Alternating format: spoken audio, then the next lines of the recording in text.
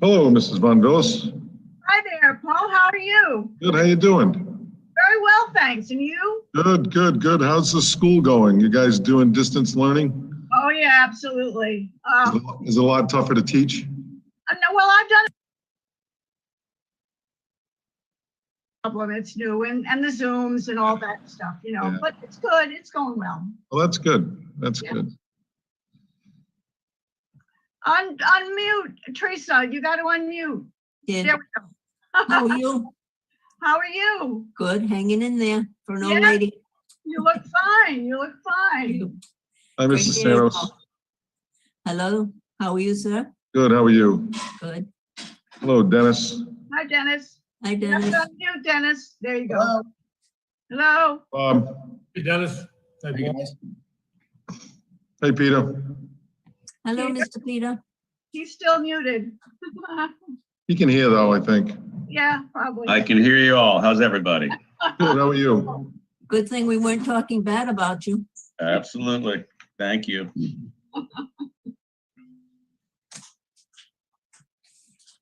Okay, I have about 2 more minutes before we get started, just to give everybody a heads up. Okay.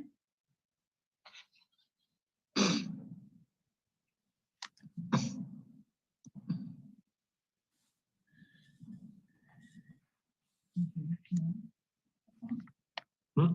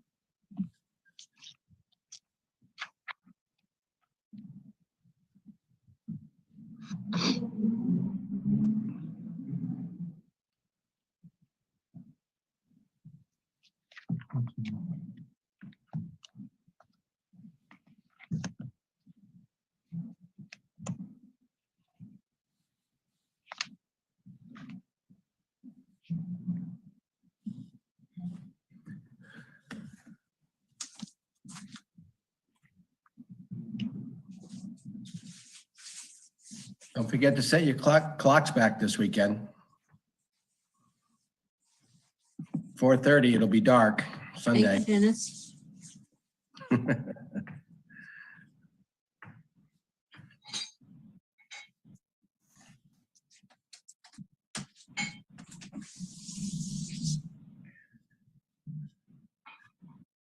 I got 6 o'clock.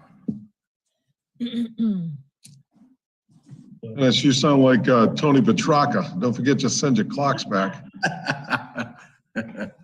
Okay, everybody's ready? Yeah. Okay, Madam Clerk, would you call the roll, please? Council President Robert J. Sylvia, Here? Vice President Paul M. Rodrigues, Here. Councilor Terry Flynn, Yes, here. Councilor Henry F. Lombardi Jr., Councilor M. Teresa Santos, Yeah, Councilor Dennis B. Toronto, Here, Councilor Barbara A. Von Villis. Here. You have a quorum, Mr. President. Thank you. Ladies and gentlemen, please join us in the pledge of allegiance to our flag.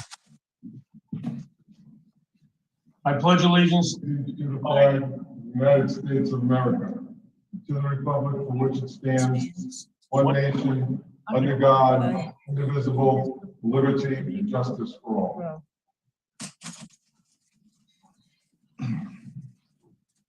Okay, good evening, everyone. Before we get started, I'd like to just take a minute and ask that you join me in moving item number 20, civic appropriations, in regards to the Middletown hockey boosters up, and that I'd like to make a motion that we table it. I've had discussions with them, and they're gonna come back to us at a later time when they have a more defined appropriation request. So I'll entertain a second on that. Second, Okay, any conversation? That just includes, we're not moving, you're moving the whole appropriations, including Little League, football, or soccer, or just hockey boosters? It's hockey. Okay, Hockey. okay. Okay. As when you said 20, I thought that was inclusive of everybody. No, I thought I did say hockey. you did. Okay. So just the hockey, in case there's anybody for hockey related that, Council Flynn? You have to unmute. yourself. Unmute. Do it? Go ahead. Okay. I think some emails were exchanged for the football cheerleading group as well. And I'm not sure, I think that they expressed that they were going to hold off on their season until the following season also. Did I get that straight? Perhaps we'll discuss that when we get to item number 20. All righty. Because we have Little League on there, we have a couple of things on item number 20 still, but this is just, I thought I'd do some housekeeping and let the hockey moms and dads that are listening get off this early.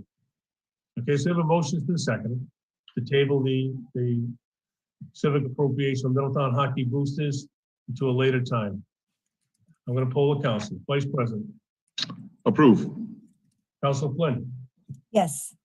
Council Lombardi, Council Santos, Yes, Council Toronto, Yes. Council Von Villas, Yes, and I also approve it. I'd also like to, at this time, make a motion to table number 26, the Atlantic Beach District Utilities Underground Update. When you look at this project and you're talking the underground costs of anywhere between $15 and $20 million, this is something that's certainly going to have to be vented at length with the public and with the residents. So I'd make a motion that we table this for the next council to address. second, Okay, any further conversation? Okay, we have a motion to the second. Vice President, how do you vote? Aye. Council Flynn, Yes. Council Lombardi, Council Santos, aye, Council Toronto, you're muted. you're muted, Dennis, Sorry, aye. Council Von Villas, aye. and I vote in the affirmative. Okay, thank you very much. Okay, item number 1. I know Brian Schuster's on the line with us. Good evening, Brian. I thought it'd be appropriate this evening to start this out. I'm really not sure how long this is going to be or how many people are going to want to call in and ask questions. But I think in a sense of fairness, why don't we'll let Brian and National Grid do their presentation. And we'll start with allowing people to speak for 3 minutes. If we have more time down the road, I'd certainly like to see if we could wrap this topic up by 8 o'clock, if we go that far. But if people want to talk a couple times and the time is there to talk, we'll let them talk as many times as they want, as long as we don't repeat the same thing. So with that, Mr. Vice President. Motion to begin said presentation. Second, A motion is second. Council Vice President, how do you Aye. vote? Aye. Council Flynn, muted, Terry. Yes. Council Santos, Yes, Council Toronto, Aye. Council Von Villas, and I vote in favor as well. So now at this time, I'm going to turn it over to Bruce Schuster, Bruce, and National Grid. Go right ahead, Bruce. Bruce, you're muted. Brian, Hey, it's Brian. Brian, can't hear you, Brian.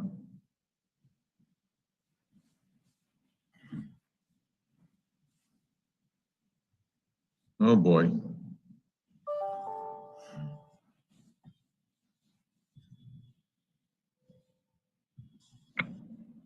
There it is.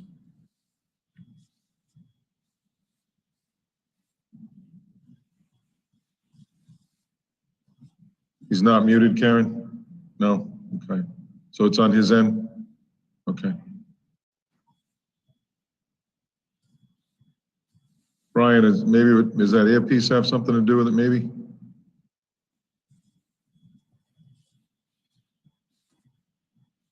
Brian, can you give me a thumbs up if you can hear us? No. Yeah.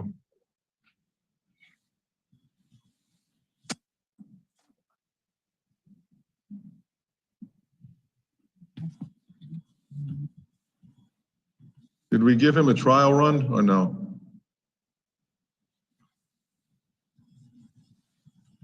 No? Oh, Brian, if you can hear us, give me a thumbs up. He's muted. yeah, all right, you need Can you hear us? to. There you go. I think you're good now. Can you hear me now? There you go. Yes. Okay, all right. Need commercial or a Verizon commercial? We can hear you now. Yeah, okay, great. Thank you, and good evening, everyone. As announced, my name is Brian Schuster. I am the Director of Customer and Community Management for National Grid in the state of Rhode Island. And I thank you for giving me the opportunity to discuss a couple of very important matters. And I know there's a lot of interest on these topics that I'm going to present tonight. I did submit a presentation. I'm not sure if there's somebody, yeah, okay. I wanted to make sure that you had it and that you could present it there for folks to see online. I'm gonna try to get through the material, the presentation itself, because I know there's a lot of questions. We've had several different engagements already with a variety of stakeholders, including an online open house just about 2 weeks ago now, where this material was covered. I'm taking a part of that material that was covered in the open house, the two most important topics, I think, that we want to entertain this evening. So I'm going to be talking about our LNG operations at Old Mill Lane, and the purpose, why we're doing it, our timeline, and then there's several key questions that folks have asked in previous sessions that I'm just going to cover right off and try to hopefully answer those before people need to ask them again. I know there's a lot of concerns about the operation itself with regards to the noise, the lighting, the safety, and all those protocols. So we'll make sure we cover those in enough detail. And then I'm going to get into what selfishly we, National Grid, are seeking is feedback on the path for the future. We are coming at this approach very differently than we've done previously. We're coming to the community to seek their voice and what the right path would be for or should be for Aquidneck Island.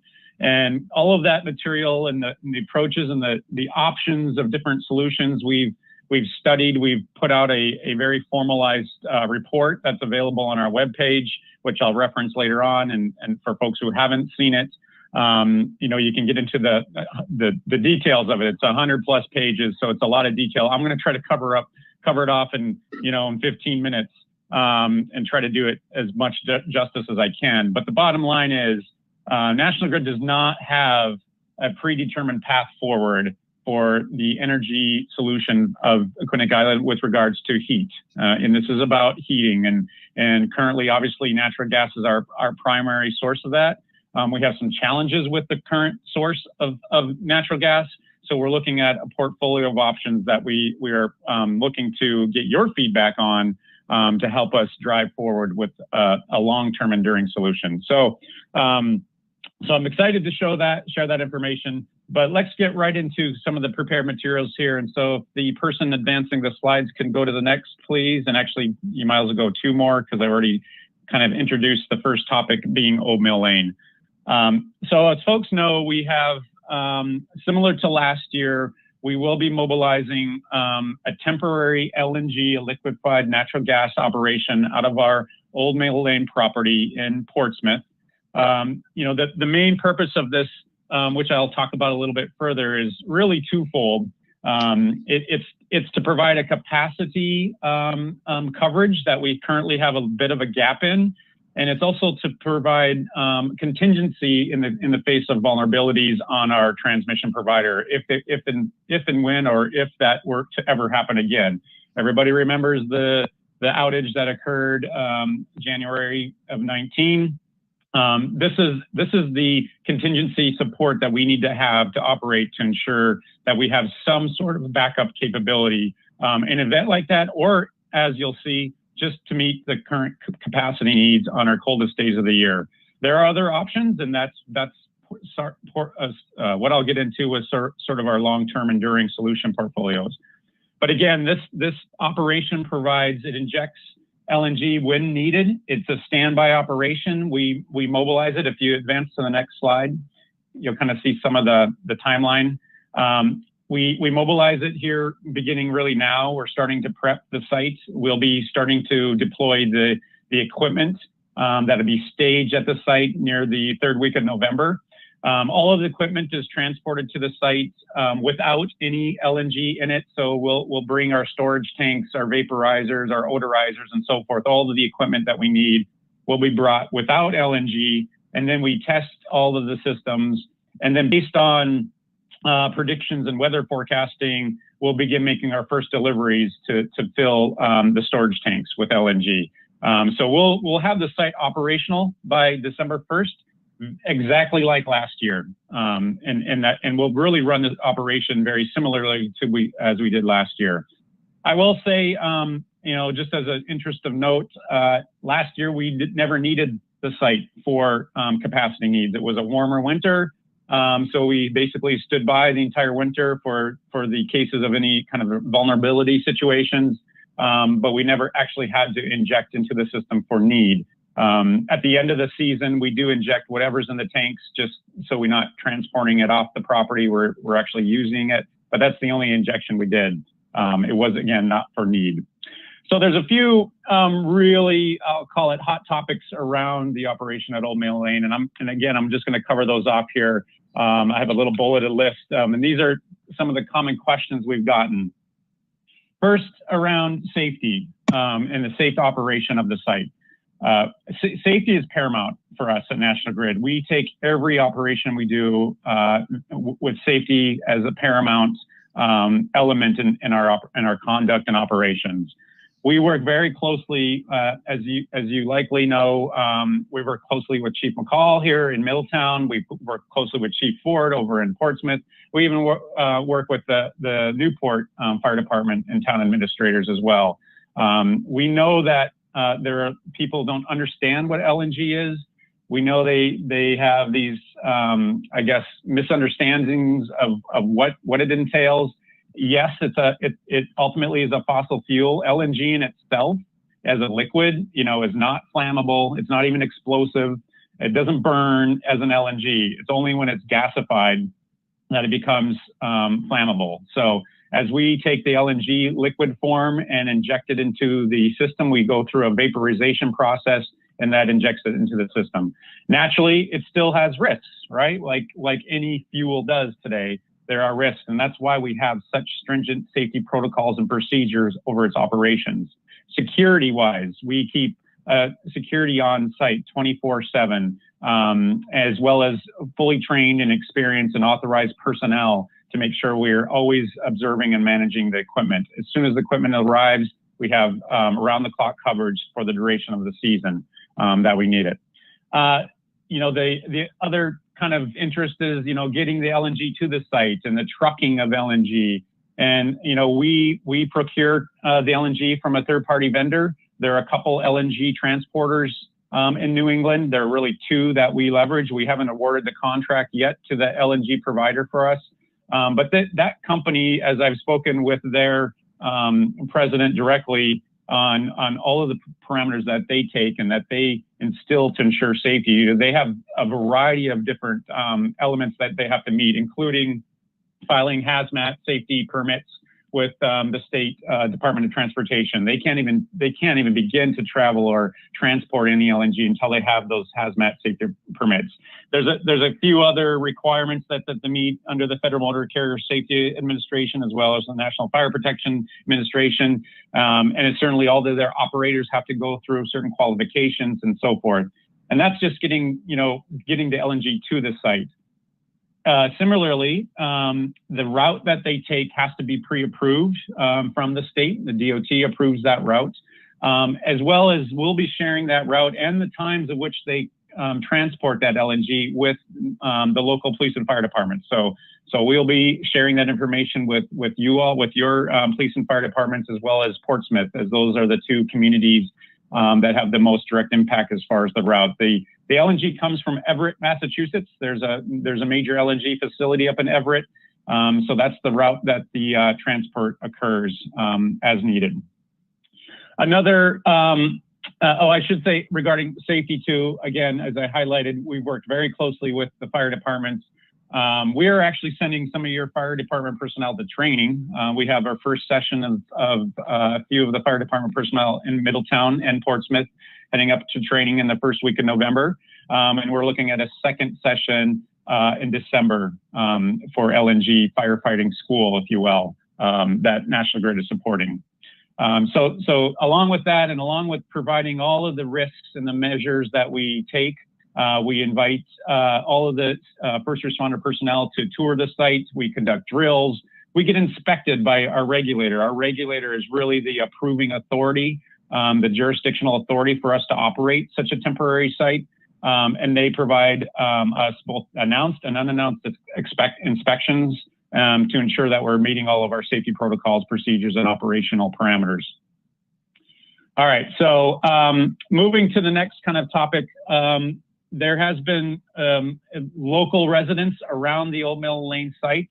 I'll say, there have been concerns and questions on, noise and lighting and so forth. And I'll just say that we are continually looking to advance mitigation factors with noise and lighting. So this year alone, we installed an electrical service, so we wouldn't have to run a generator 24/7. Last winter, we had a generator nonstop around the clock, and you have that continual hum of a generator noise, right? So that'll be eliminated this year. We will still have a generator on site for backup power, of course, but our main electrical service will come from an actual electric service provided by us as well.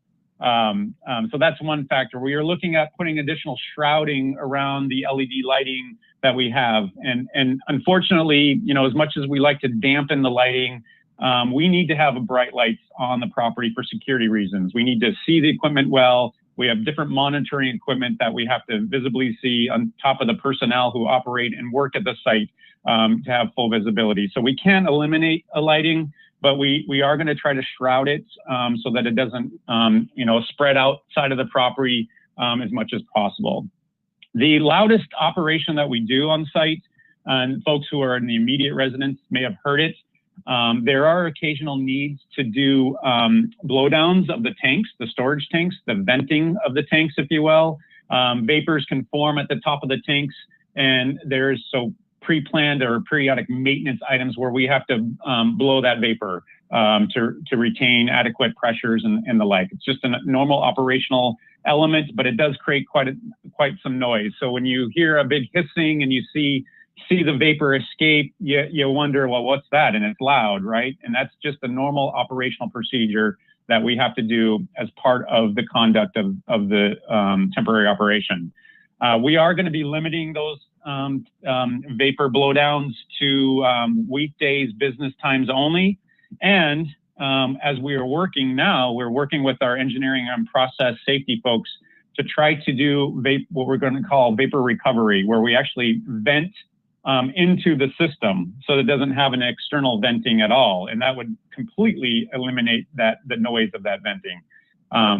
We put fencing up, we put different coverages over the fencing. We planted some new trees and bushes and the like to try to, screen the operation. So we're continuing to try to find ways to minimize noise and lighting overall. And I just like to say, we take it very seriously that this is somewhat of a nuisance to some of the very local residents, and we want to work very closely with them to try to further mitigate the impacts that this has overall. I will declare, and we said it last night at the Portsmouth Town Council meeting, we don't want to have to operate at Old Mill Lane.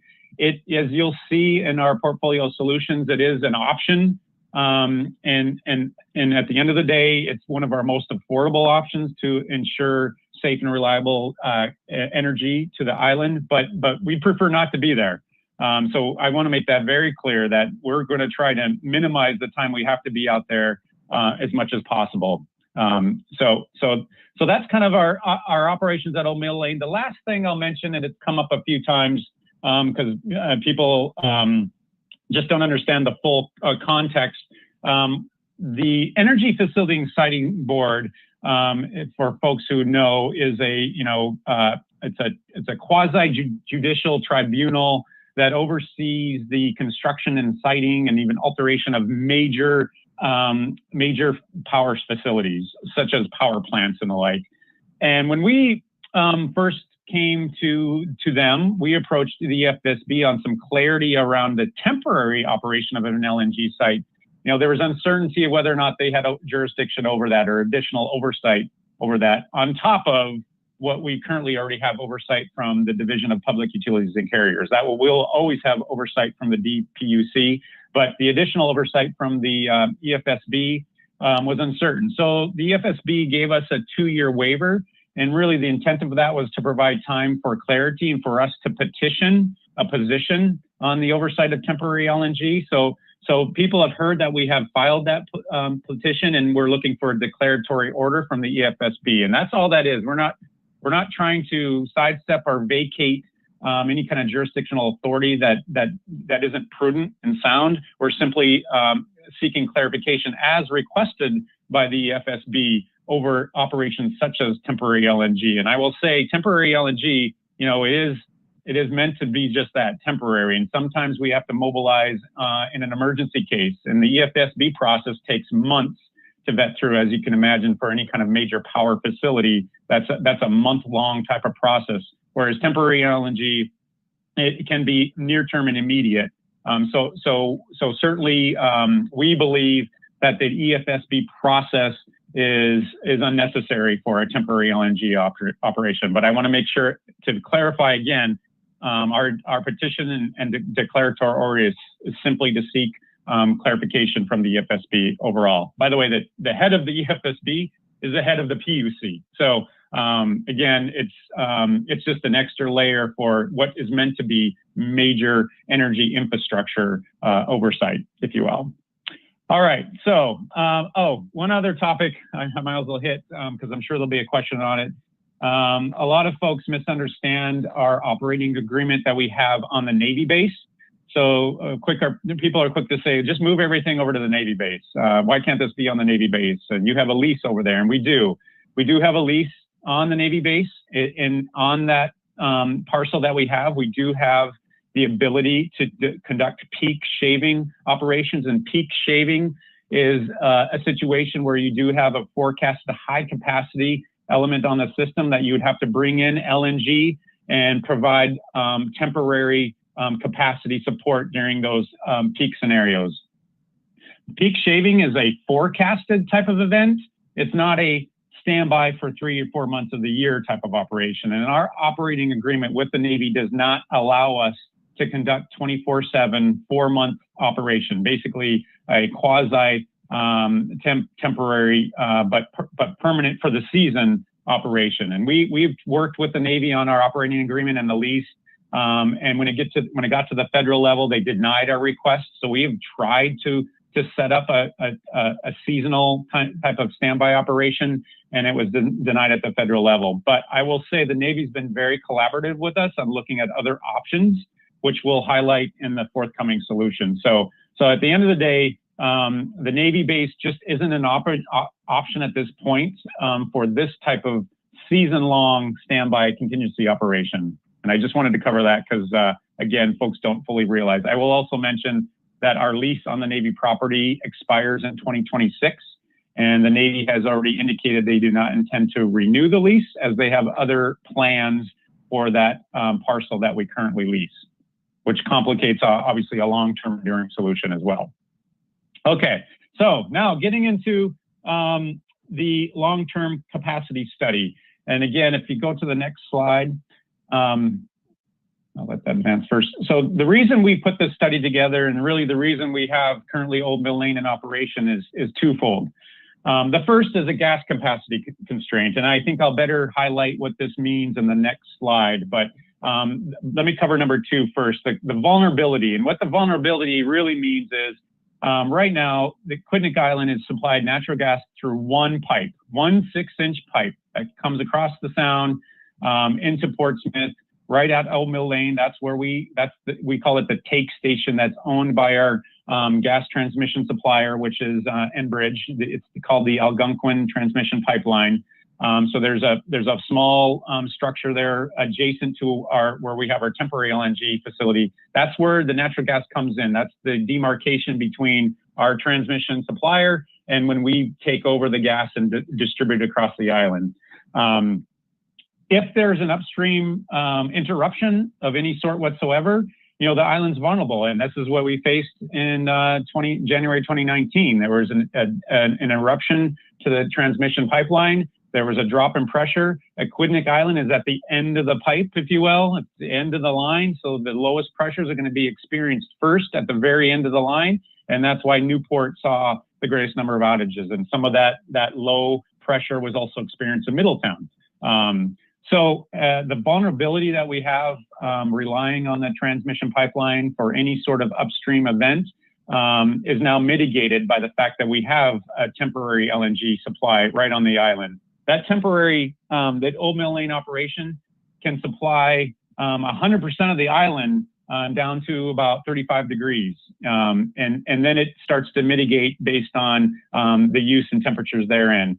On the coldest day of the year, that temporary LNG could supply 50% of the island. And I'll talk about the design day that we use here in a minute. But let me go ahead and go to the next slide and talk about capacity. I think this best demonstrates the capacity. So right now, capacity really is the amount of supply needed on the coldest design day of the year. Our coldest design day is around an average of -3 degrees Fahrenheit over a course of a number of days. And that's when peak demand would be reached. And it is estimated that type of use is rather rare. It's on the order of a 1 in 60 years sort of scenario, but it still could happen, right? Where we actually, right now, with no increased growth on the island or anything, we could actually not have enough transmission supply to meet the full demand. And so that's the second reason we have LNG temporarily stored, is to ensure that we can cover that gap. And that little dotted yellow line is the transmission gas pipeline capacity.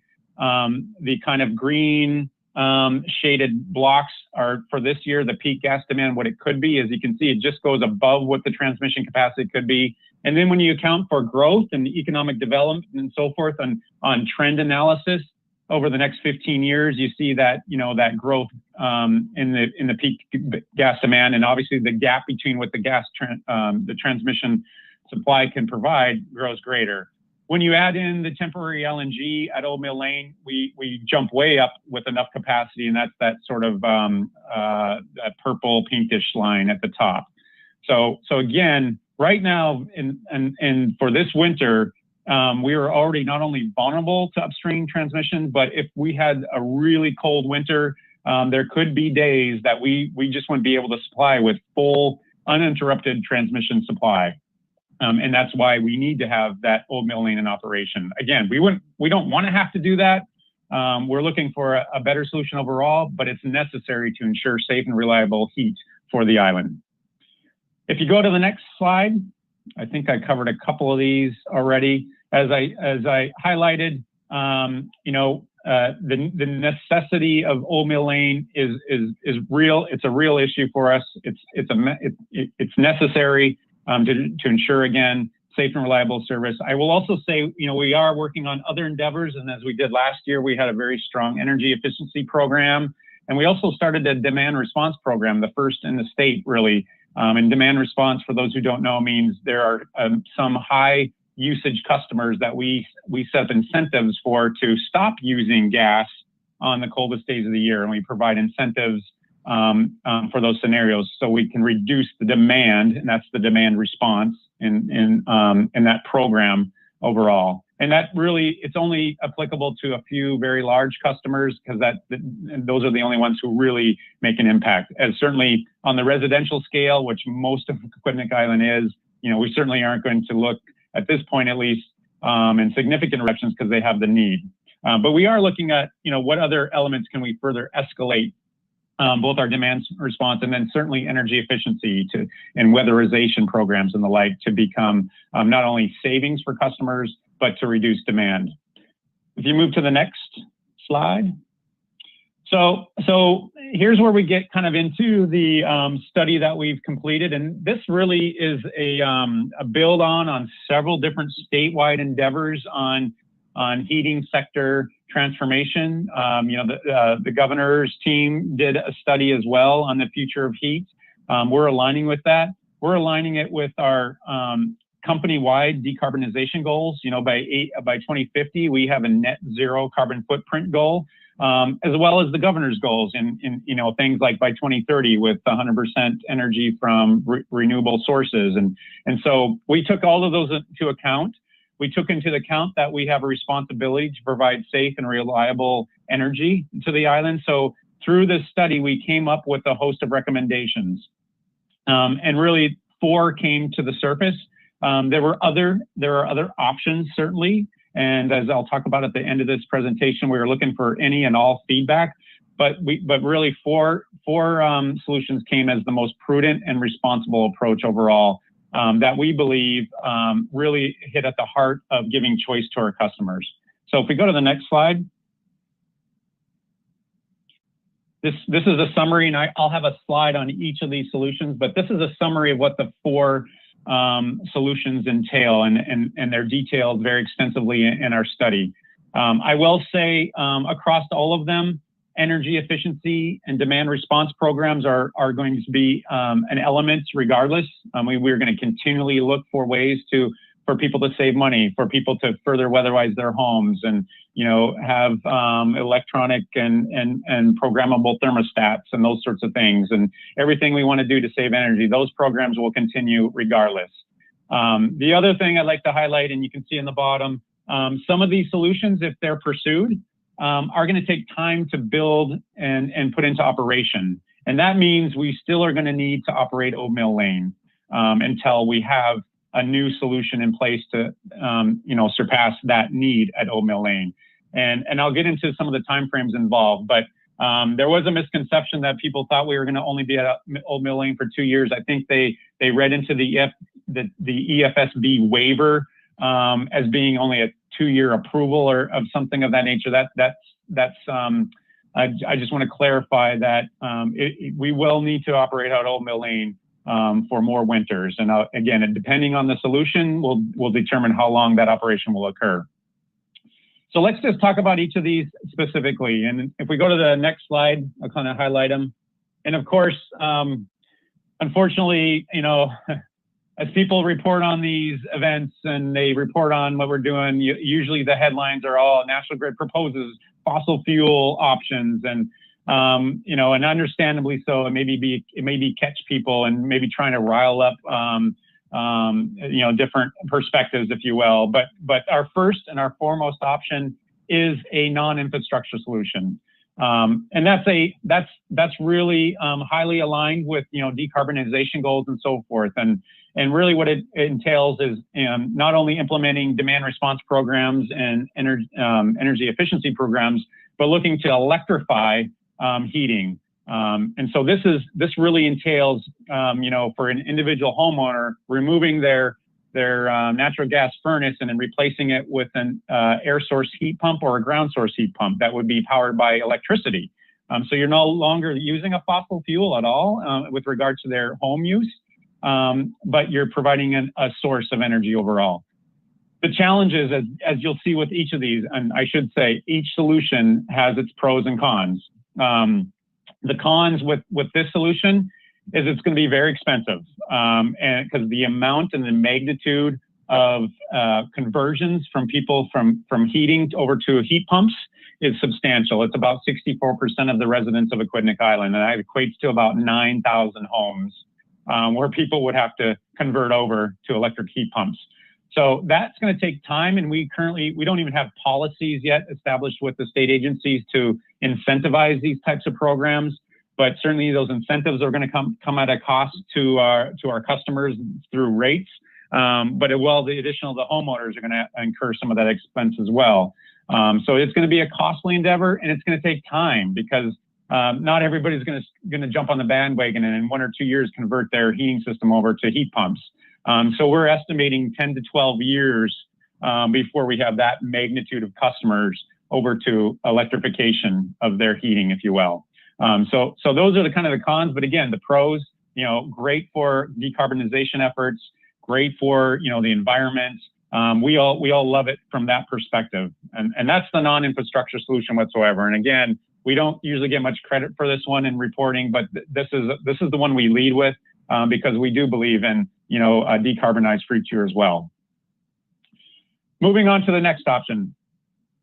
And as I said, as we look at different factors involved in what the community really wants, so environmental advocates and decarbonized viewpoints may look at electrification or non-infrastructure solution, but affordability is another big factor. So we start to look at other options.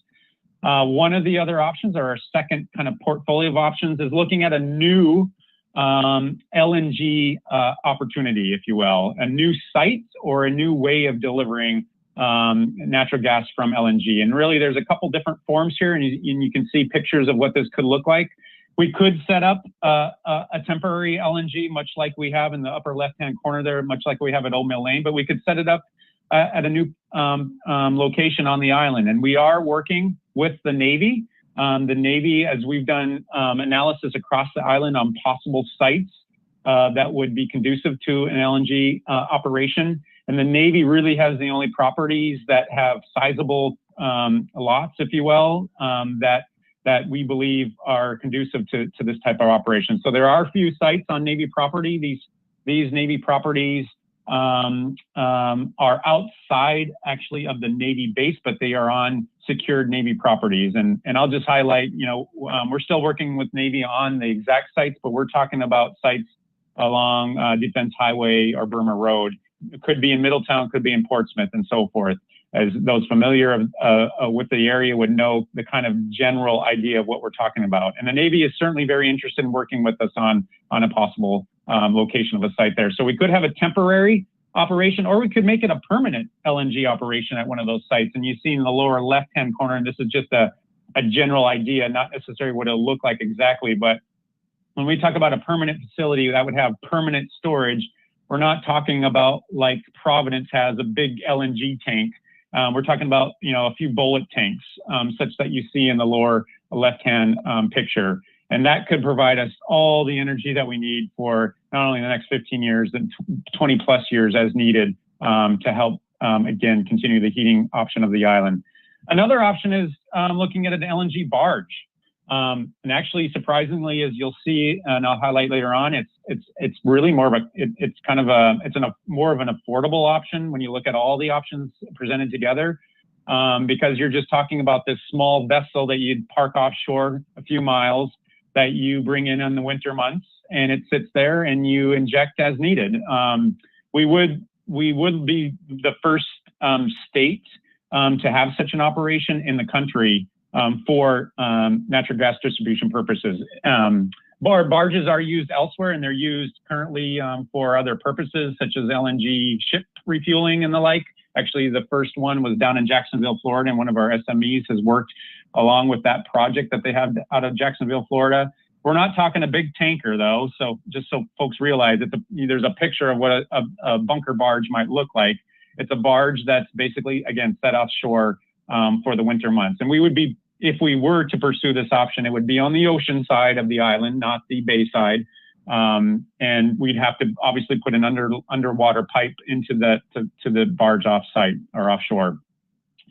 The other thing I'll just highlight here with an LNG site, which gets some folks exciting because this aligns with, again, our decarbonization goals, is the potential to introduce a hydrogen hub. And again, this would be a new technology for the U.S. Hydrogen is used in Europe quite extensively, but for gas distribution purposes, it has yet to be used in the U.S. So again, another opportunity to be groundbreaking for the energy industry.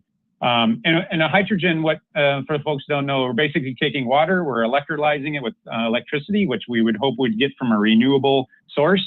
And you just pull out the hydrogen and you can inject or blend that into the natural gas system. And really, hydrogen blending can projectedly replace about 20% of your overall capacity. So it's not an end-all solution, but it does provide you that additional capacity that we get very excited about. There are also options for using 100% hydrogen, but those would be dedicated type of services, if you will, that would provide a whole nother network, if you will, which is used in our country for other reasons. But blending hydrogen into natural gas would certainly be a first for the nation. But again, it aligns with decarbonization. It's a more carbon, obviously, friendly opportunity for heating. All right, moving to number 3. Next slide, please. So the other option is to look to our energy or transmission supplier to build a new pipe to the island. So as I mentioned in the kickoff, we have one pipe feeding the entire island. We don't have any redundancy, no contingency. So we could look to Enbridge to provide a second pipe. And certainly discussions have happened. You know, this has been socialized on many different circles. Enbridge is currently, evaluating options. There's potential if there were a second pipe brought to the island that it would have benefits to Massachusetts as well. So cost sharing for a new pipeline would certainly be in the mix to lower the impact to the Rhode Island customers, as Cape Cod has similar challenges. By the way, I should mention that there's been many questions. Do we have other temporary LNG operations? I forgot. I was going to mention this in the Old Mill Lane part, but we do. We have a temporary LNG operation going to be happening in Cape Cod this winter, as well as Norwood, Massachusetts. So we do operate temporary LNG elsewhere in our franchise. All right. So again, but the pipeline piece, we have it in our study, and you'll note there's a lot of references. You know, we're making projections. We don't own the transmission pipeline. That's owned and operated by Enbridge. It's another completely other company. So we're making projections of what that pipeline cost could be and so forth. But it's certainly a potential option, and one we could pursue in collaboration with Enbridge overall. So the last option, and this is kind of the status quo option, if we move to the next slide, please, is sort of just continue to operate at Old Mill Lane. Again, it's not our desire to retain that operation out there because we know of the community concerns and impact that it has. But it is an option, and it's a very affordable option. It's the cheapest option by all means. And what it would mean potentially is, as we continue to operate each winter at Old Mill Lane, you know, newer technologies, other energy solutions could surface, new policies could come into play, and so forth. So, you know, this is kind of the holding pattern kind of solution, if you will. And it's, you know, it's an affordable one. So it's one we have to present to be responsible overall. So moving to the next slide, I will say, you know, in our study, there's a lot of more detail on this, but I just want to highlight, you know, some of the major factors. And there's a slide forthcoming that'll kind of highlight a comparison. But, you know, looking at cost, looking at reliability, looking at the impact to the community, what's the environmental impact, and what's the feasibility of deploying all of these solutions. All these factors were heavily weighed and are vetted in full detail in our study. And also, you'll see on this line, you know, when's the last year that we might need Old Mill Lane? Well, you know, for the non-infrastructure solution, as I highlighted, 10 to 12 years, you know, even if we move down to a heat electrification, we're going to need Old Mill Lane for another 10 to 12 years. If we look at a new LNG facility, we're looking more at a three-year time frame that we need Old Mill Lane for us to construct, install new pipelines and so forth to connect to that new LNG facility. And then if we pursue an AGT or the Algonquin transmission pipeline project, you know, that's going to take you know, another 7-8 years for that kind of project to be installed and operational. So I just want to make clear that we realize there's not a lot of excitement about it, but right now it's our only choice right now to continue to operate at Old Mill Lane in order to sustain, again, safe and reliable service. So if we go to the next slide, this is something that you can see in more detail in our study. It's not something we showed in our open house because it's just a lot of detail. But I wanted to share it with the town councils so you could see sort of the kind of high level comparisons and a couple things I just want to note. So these circles, which are for folks who don't really, they're known as Harvey balls. The fuller the circle, the darker the circle as it's shaded in, the more favorable it is, just so you know. So for example, when you look at the non-infrastructure option, you go down, it has a full shading for environmental. Obviously, that's the most environmental decarbonized approach. So it's the most favorable option. The other thing I'll note is these comparisons are with regard to each other's option. So The reliability row, if you will, all of our options are reliable as far as providing safe and reliable service. But we wanted to compare and contrast each option against each other in terms of reliability. And obviously, a pipeline, it's underground, it's not conducive to weather impacts and the like, such as, you know, an LNG facility where you have to drive tanker trucks in and so forth, where you could have some delays due to weather and that sort of thing. So that's why there are differences in reliability. Cost-wise, as you see, the most favorable option is the Old Mill Lane scenario, which I'll highlight in the next slide. But overall, I just wanted to share, you know, this kind of high-level approach really in comparison of each option. Of course, cost is usually one of the most prominent elements for the greater good of all of our customers. That's what most people, you know, we see day to day in our energy uses, and the feedback that we get as a company is keeping it affordable. So we do have a slide, if the next slide, please, just on the overall cost of each option. And I'll just make a few notes here. So the least cost option on a net present value, and so net present value is taking the total cost of that solution for a 15-year time span. What would today's net present value be for that cost? And so keeping our current temporary LNG winter operations at Old Mill Lane is the least costly. As you can see on the chart, the most costly is, as I highlighted already, is the non-infrastructure approach, you know, converting and creating incentive programs and new policy programs for heat electrification. I will note, and as you'll see in our report, one of the factors we did not include in our assessment is the society benefits of the option. So society benefits of a non-infrastructure do have some significant play. It's hard to gauge those, and we wanted to compare each option against each other at an equitable footing, if you will, with regard to net present value.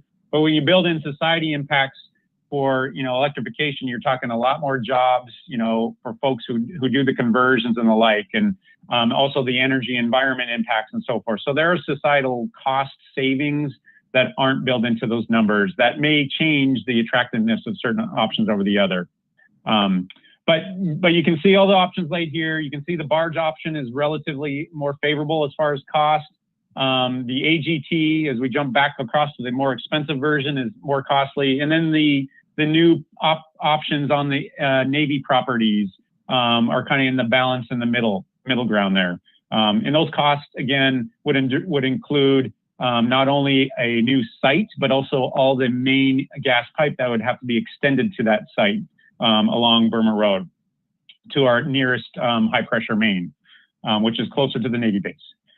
So there's kind of a comparison overall of the cost. And again, those costs would be borne by all of our customers in Rhode Island, not just Aquidneck Island. And any solution that we propose would have to get approval from our regulator. So, and certainly, especially in times like this year, where costs are at the forefront of our endeavors, you know, that is a major factor and something that our regulator will take very close to heart, and as do we when it comes to impacting each individual's bill overall. All right, so last slide I have, presented slide anyways. So again, these, you know, we're coming to the communities. We presented these topics to a variety of different stakeholders. We had the open house. We've met with legislators. We have a Aquidneck Island advisory group made up of economic development teams, the town administrators and the like. We've presented to environmental advocacy organizations. We've presented to customer advocacy organizations. So we're continuing to do outreach, and right now we're looking for feedback. You know, we want the voice of the community to be part of the solution. And so we have this website and webpage where you can go ngrid.com/Aquidneck. You'll see there's as I have circled there, there's a submit your feedback form. We're looking for you to provide your feedback on what solution you think is best. One of the things I didn't talk about is moratorium. And certainly moratoriums is an option, if you will. It's not one we believe is favorable for the greater elements of the community, because it would deter certainly options, affordable options, as well as potentially economic mitigation overall. But if local communities are going to pursue, having a moratorium on new gas construction, we'll cooperate with that. We understand that may be necessary as each community outlines their policies for their community. But I will say, even with a moratorium, you still have the conditions that exist today of a capacity constraint and a vulnerability constraint. So we'll still need to operate at Old Mill Lane. You still need a solution to cover those two constraints overall. So that's why a moratorium it's not an end all. It doesn't solve the challenges that we have overall. So please, I thank you for giving the opportunity to present. Please submit your feedback. Also on our website, I'll say we've downloaded and you can watch our open house, which has more detail on this study and other topics. And actually today, I just sent over to the web team all of the questions that were asked at the open house. We promised that we would post them. Those should be posted tomorrow, and all of the responses to those questions. It took us a week to draft up all the responses to every question that was asked. And then after we had it reviewed by our legal team, we've now sent it over to our web team. So that will be available tomorrow as well for folks to see. Because I see a few participants have asked, when are we going to see the questions that were open in the open house? So that's forthcoming. It should be up tomorrow.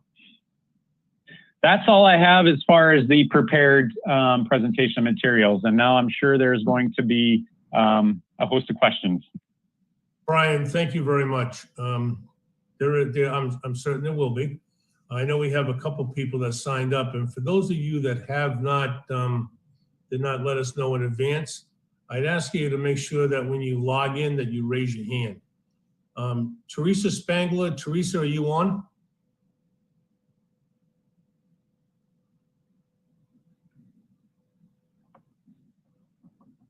Clerk's office downstairs, do we have, Karen, is Teresa on? Okay. She's on. I might, I'm here. oh, okay. okay. Teresa, just your name and address, please. And we have Brian Schuster on from National Grid. Hi, Brian. Teresa Spangler, 1111 Wapping Road. I emailed you a few questions when you did the open house, and I appreciate you taking the time tonight to clarify some things. You had mentioned at the open house and again this evening about the transportation of the product to the injection site. And you had mentioned at the open house how it was controlled and monitored by another governing board. And Mike, I have several questions, but I'm going to rattle them all off and then you can answer them if you can. My question about that is, who's monitoring that transportation company? And when they're driving down our residential roads, Wapping Road, Third Beach Road, Greenan Avenue, those types of roads. And I would like to know the route if that's possible. My other question is, how many tanks are going to be in Portsmouth? And the big question I have, of course, is because I have a school in the red zone, and my house is only a couple thousand feet from those tanks. I'm one of the people that can see the flames shooting in the air when the vapors are, whatever you're doing with the vapors. Sorry, I don't know what the name is, but I just am very concerned. My school is on a dead end street. I don't have another exit out of the area. And what do I do with 2, 3, 4, and 5-year-olds of how I would evacuate them out of the building if there was an emergency? So that's just my business, and I know that, but I am in the red zone and I'm so close to the immediate point of concern. The question about the vapors, when you were saying how they have to release them, and I do understand the pressure, what does that do to our air quality? And the next question is, in the study, you had 15 years for the potential of having those tanks there. What about, and then tonight you're saying potentially in only 2023, 24, you might be able to move those tanks. Another question is, why did the Navy deny your contract? What was the reason for them turning you away for not being able to extend that contract to have these tanks stored in a more reasonable location closer to the point of injection? And then you talked about trying to get people to move to the electric pumps versus staying on on the gas. But there's still an issue that if we lose power, then people would lose their heat anyway. They would lose electricity. Not only would they lose their lights, but they would also lose their heat. So, you know, we in the country over here, if we lose electricity, we lose everything, including our water, because we're on wells. So the other thing I worry about is contamination of our air, contamination of our earth, contamination of our water. I mean, we are very, very close to that contact point, to the tanks right now down the street. And it's a big concern long-term if these tanks are going to be here 15 years or longer. You know, that's a big concern. And then the last question I have is, when you talked about the organization that you didn't, that they said that they approved that you were doing this, that it was okay, but yet you didn't have to go to them. I apologize, I don't know the abbreviation. ESFB. I'm sorry, I don't know. Yeah.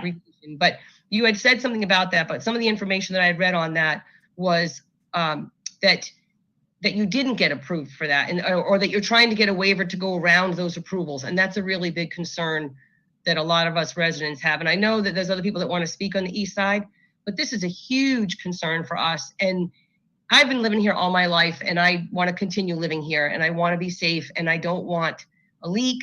I don't want our air quality to dissipate. I'm very concerned. Thank you. Thank you, Teresa. And yeah, there's a lot to unpack there. I hope I can do justice and remember, as I was trying to jot down all your questions on the topics. And if I miss one, please correct me. And I'll try to capture all those. I think I know I touched on some of these already, but let me just try to rephrase them, and hopefully that comes across clear. I think the first was the authority for our LNG trucking companies to transport. They are authorized, or they are overseen by the Department of Transportation. They have to get permits and able to transport. And within those permits are the qualifications, are the insurance of the operating personnel, all of their safety parameters, the routes that are going to be taken, and so forth. So they have an official hazmat safety permit that the DOT authorizes in the state of Rhode Island. There are other requirements that have to be met. So just the operation, the construction of the tanks, the testing of the tanks, ensuring the reliability of the tanks, they fall under the Federal Motor Carrier Safety Administration, as well as the National Fire Protection Association. They have their own requirements and licensing and so forth. And certainly the operators have to be qualified beyond just a normal CDL. They have LNG qualifications that they meet. So, and I'm only relaying that, I'm National Grid, Narragansett Electric Company does not own the LNG transport. It is one of the companies is affiliate of National Grid, Transgas it's called. But I've done, a lot of interviews and research myself with those companies to validate that sort of information. So hopefully that helps. But at the end of the day, it's the DOT that has the authority. And I will say the route that's taken is also shared and is part of our continual engagement with the local fire department and police departments, is sharing that route. And I will try to, I don't have the exact, all the streets and so forth. It is major roads that are used. We can follow up with that with cooperation with the fire department when we disclose that to them. The contracts for these LNG transporters haven't been awarded yet, so we don't know which transporting company is going to be delivering the LNG fuel. That's forthcoming in the upcoming weeks. But once we have that and they file their hazmat permit with the DOT, we'll have the full route, and then we share that with the local communities. Not only do we share the route, but we share it when they're going to be delivered, so that we can get that increased support from police and fire as appropriate. How many tanks are there going to be? Essentially, there's approximately 5 storage tanks on site. Same operation as we had last year. Hope that answers that question. And again, the LNG tankers come in, they transport the LNG into the storage tanks, and then the tankers leave. And then you won't see another tanker come until there's actually use. So last year, you had 5 tanker trucks come in, fill at the beginning of the season, and we had no other deliveries the entire winter because we didn't have to inject into the system, again, because it's a contingency both for vulnerability and capacity. You talked about the air quality. Let me talk about that one first. So the blowdowns that occur that you mentioned, that when we release the vapors as part of normal safety parameters and ensuring adequate pressures, that combination of air, it is air and methane that is vented, if you will.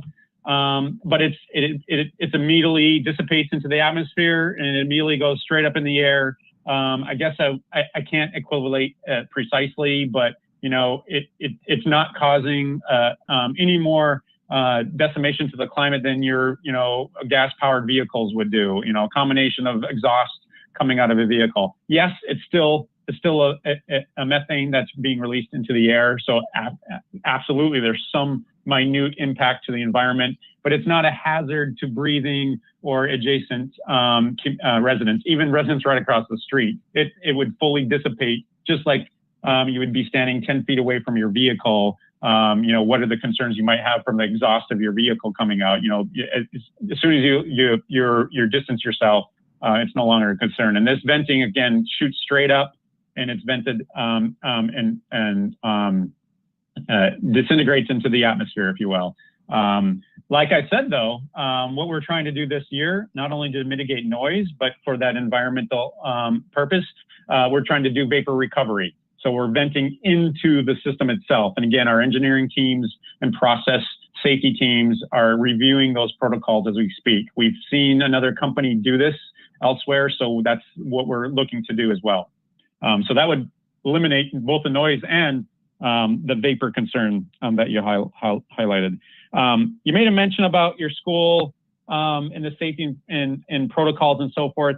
A lot of the safety parameters that the town would make, we defer to, Chief McCall and the fire department and so forth to execute first responder type actions. We're not the first responder company. We're certainly there as a first primary elements for the site itself. But as far as community first response, National Grid's not going to be coming to your door and telling you what to do. It's going to be your fire department. So naturally, we've worked closely with your fire department.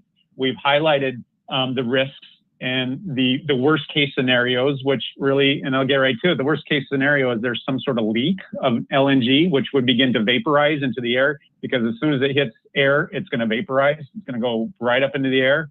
But naturally, if there's some wind blowing and you have a whole tank rupture for some 1 in 10 million reason, that if there's a wind, it could blow into, the neighborhood, right? So there are evacuation protocols that would be necessary in that extremely unlikely scenario. And those are why we have all the different safety protocols and then extra safety parameters around the machinery that we operate. But regarding that, if that very unlikely scenario would have occurred, we would obviously work closely and rely on the local fire department to conduct those activities, much like they would do for any type of facility of this nature. What if there's a rupture at a gas station? They would have similar protocols and procedures they would take. So in your reference to like a red zone, and that's not National Grid doesn't define the evacuation protocols. We work to provide the risks and the elements, and we did provide all the details on the safety parameters to the fire departments, from which they've created procedures and developed. And I don't know if Chief McCall wants to elaborate further on that, but I think that's as much as I can say on that. There was a question on how long again. 15 years is not ideal for us either. We don't want to have to be operating out there. So the duration that we operate at Old Mill Lane depends on the solution that the community helps us select to move forward. So the shortest duration is if we were to develop another LNG site, as I highlighted, and if we were to build a new LNG operation over on Navy property, for example, that's going to take us a couple of years to build the site, to put in the pipelines and so forth. So it's going to be a couple more winters before we're able to get that kind of operation in operation. If you will, and then we can discontinue the use of Old Mill Lane. So the range is, 2 to 3 winters, up to you know, if there isn't any option, we just keep status quo, then yeah, it'd be another 15 winters. But that's not, as I declared previously, not what we would prefer, certainly. But at the end of the day, it's not foregone that we can necessarily evacuate Old Mill Lane sooner. The organization overseeing the our regulator. Okay, so we are regulated by the Department of Public Utilities and Carriers, and they are the entity that has jurisdictional authority over all of our gas and electric operations. So we get approval from them before we do any sort of operation, and then they conduct business such that they inspect our operations. And I think I might have shared that, you know, they do unannounced inspections. You know, last year, as soon as we set up at Old Mill Lane, I think in our third day there, we had an unannounced inspection from the division. We call it the Division of Public Utilities and Carriers. So they are the regulating authority, and there's no way we would ever circumvent that authority. We can't. They manage and control that oversight with regards to the Energy Facilities Siting Board is a branch off of I'll call it the regulatory element. And the Energy Facilities Siting Board, again, is a board that's established to oversee the construction and siting and alteration of major energy facilities. And so the 2-year waiver we got was, again, to allow us time to put a petition together around oversight of a temporary facility. And yeah, we believe a temporary facility doesn't need that extra scrutiny, that second layer of oversight from the EFSB. And people may disagree with that. And frankly, if the EFSB decides that, no, we want to have oversight over temporary LNG, great. We have no problems with that at the end of the day. We just don't believe it's cost effective to go through the months of discussions and filings and permitting and all that are required on top of what we already do with the division. So we did put a petition in to say that we do not believe that EFSB oversight is necessary for temporary operations, but at the end of the day, we're only seeking a clarification from them, as they now have a docket to decide whether or not they're going to have oversight on top of what their main core objective is oversight of power plants, if you will, or major energy infrastructure. We don't see Old Mill Lane as major. It's temporary. We're there 3 or 4 months, and we break it down and we're gone. And again, we don't see it. We don't prefer it to be in the long term there forever, but it may be something that has to be considered. It is an option that we've presented. I think the only other one I might have, I hope I caught, is about the Navy. And again, I highlighted the operation on the Navy base does not allow us to operate a semi-permanent or a season-long type of operation. The reasons why I honestly can't say. The Navy it wasn't the local Navy personnel at the federal level, as they look at all their bases across the country, and for those kind of operations, what we need is basically unrestricted access 24/7 to be able to deliver as many tanker trucks as needed. If it's cold, we don't want to be restricted from bringing an LNG tanker to the property in the middle of the night. And they don't allow LNG transport in the middle of the night. They shut down the gates that we need access to and so forth. So those are kind of some of the examples of the restrictions that our operating agreement has, which doesn't allow us to provide a standby kind of contingency. And that's why the Navy on-base site isn't used. And it's not, at least isn't used for this contingency scenario. I will also say, and now that's the main reason, but hydraulically, the injection into Aquidneck Island of natural gas happens right out of Old Mill Lane. The main transmission pipe comes in to that take station right at Old Mill Lane. That is the ideal injection point for, I'll call it reliability purposes. Folks think, stick it over in the Navy that's closer to Newport where most of the load is. The ideal spot is the beginning, the injection point. And that's why we had Old Mill Lane cited for that in the beginning. And that's why it was back in the 60s, it was a propane facility because its vicinity to injection into the system. But at the end of the day, working with the Navy, they are working with us on options, and that's why we have one of those as one of our solutions overall. I hope, Teresa, I hope I answered all the questions. Did I miss any? Anybody catch me? I hope I covered them all. I really appreciate it. Yes, you were thorough in a lot of things, and I appreciate that. I still would like to either speak with the fire chief or whoever is responsible or knowledgeable of the evacuation plan.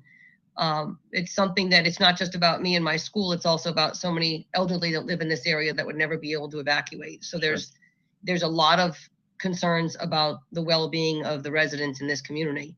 So it's not just about my business, it's a lot more. But I just think, also when you said about temporary, I worry about that 15-year mark. So I'm in hopes that you certainly will be able to find an alternative placement, because 15 years isn't temporary. That's a long time. And, there's a lot of us in this neighborhood that are very concerned. And if there's a snowstorm and you've got to transport fuel or transport LNG, where are you going to take it in the snowstorm when our roads are already tight and crowded? And it's just a big concern. This is a residential area. There's no sidewalks. There's no place for people to walk. Here you've got this massive tank coming down the street in the middle of a blizzard. It's a big concern. That tanker goes off the road, it's going to end up in someone's front yard or front door for that matter. So I'm very concerned about this. So I appreciate your time. Thank you very much. Teresa, thank you very much for your questions. You're certainly an important stakeholder out there. And I think I would suggest to you that you contact the town administrator and the fire chief and make sure they do an on-site visit out there, especially with the protocol of the evacuation of that area. Do you have any additional follow-up questions, Teresa, at this time?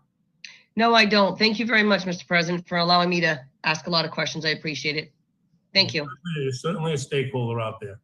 Do we have anyone else on the line, Madam Clerks, that would like to speak?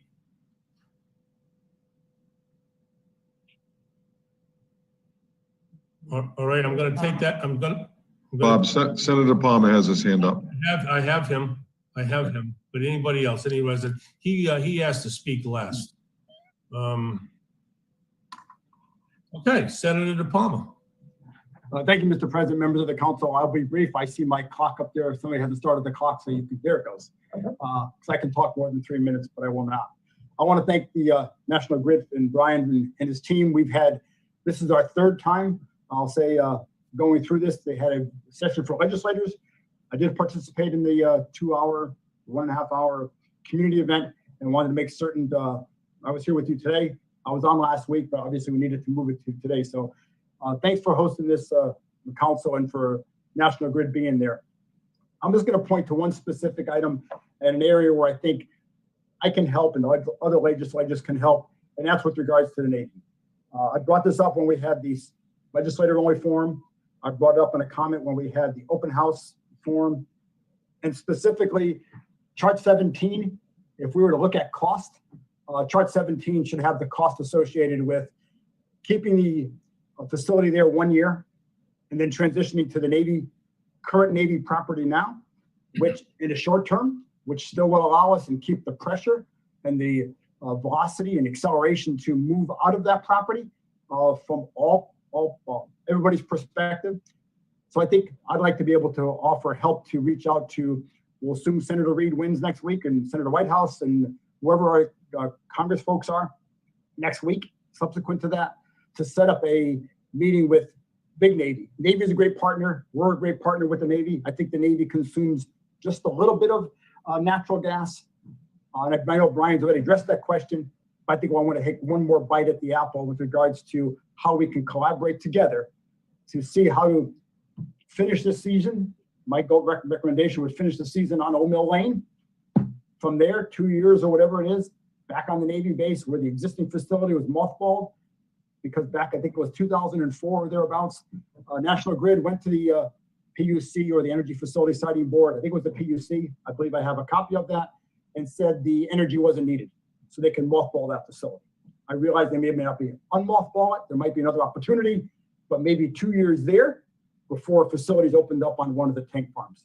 I'll leave it there, Mr. President, and I'm willing to help However, the council wants help to liaison with the federal delegation in the Navy to see how to bring this forward.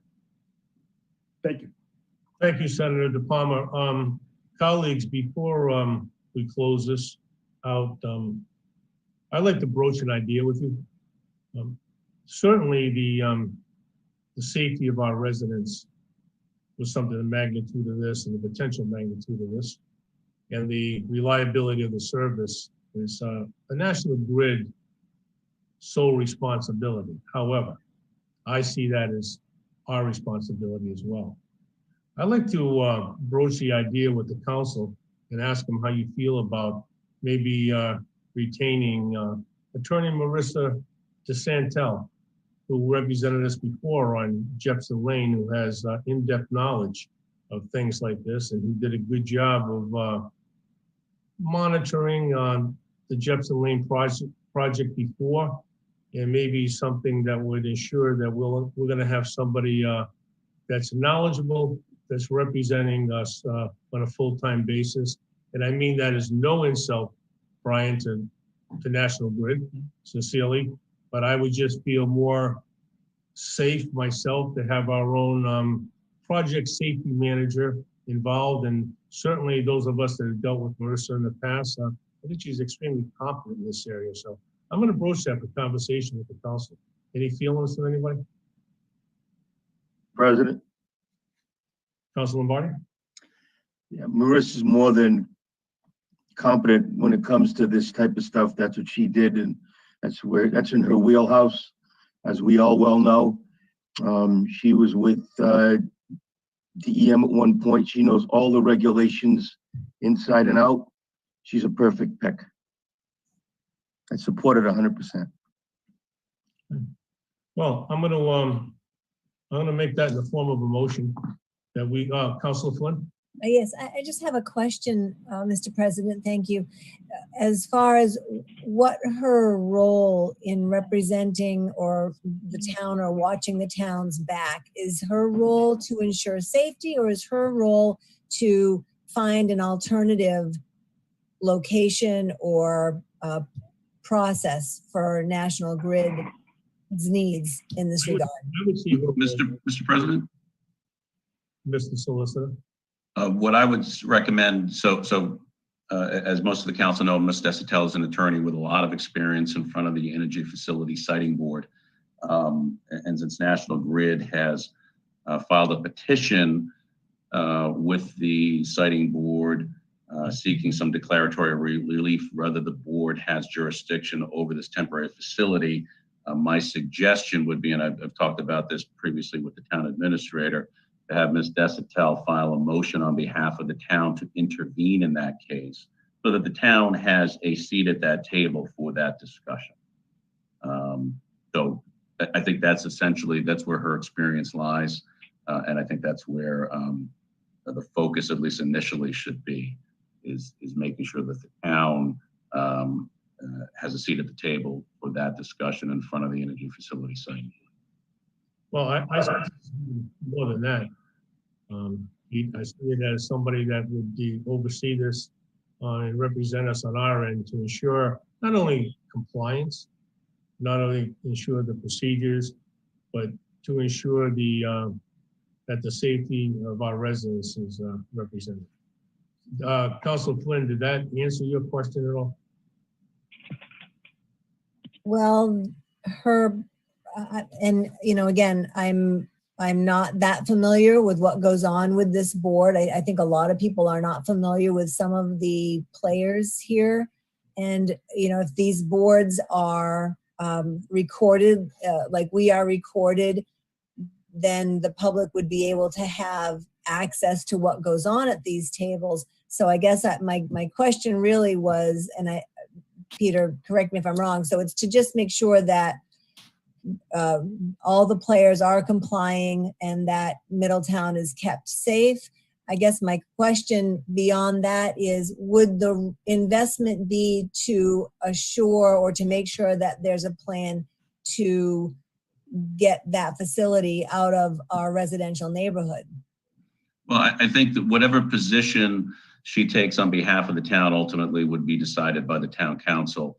but to be able to have a voice in any of these discussions about not only the current facility, but also with regard to the options and to be able to advocate on behalf of the town for what the town believes is most safe for Middletown residents. So, and once again, she's one of the very few people that has a lot of experience and knowledge in front of that particular board. So, Last question. Go ahead. Would we have an estimation of the time that something like this role would involve?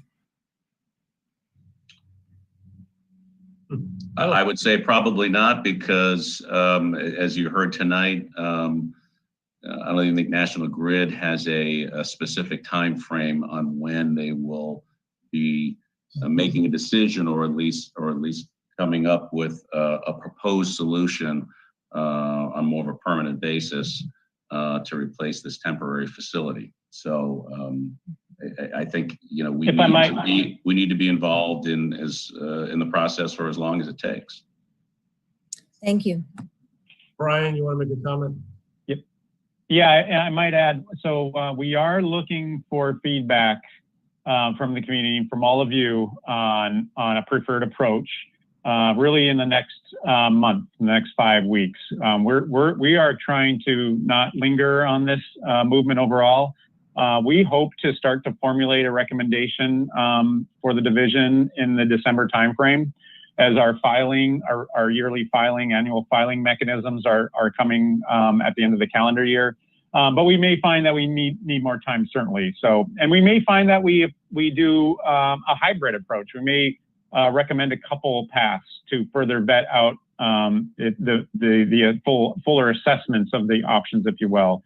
So it is, from a timing perspective, we are looking to move rather quickly to come up with some sort of path forward, as we certainly don't want this topic to linger on either. We want to know where we're going. We want to start the proper procedures and protocols with the division, put the right policies in place, start all that work so we can get out of Old Mill Lane as soon as possible, right? So again, I think as we close on this subject, my last plug, I'm looking for your feedback. We need your feedback. Please submit a form. If any of the counselors have feedback now, I greatly take it and register it. We're going to provide a full summary synthesization of all the recommendations from the community to the division as requested. And so please let us know what you think.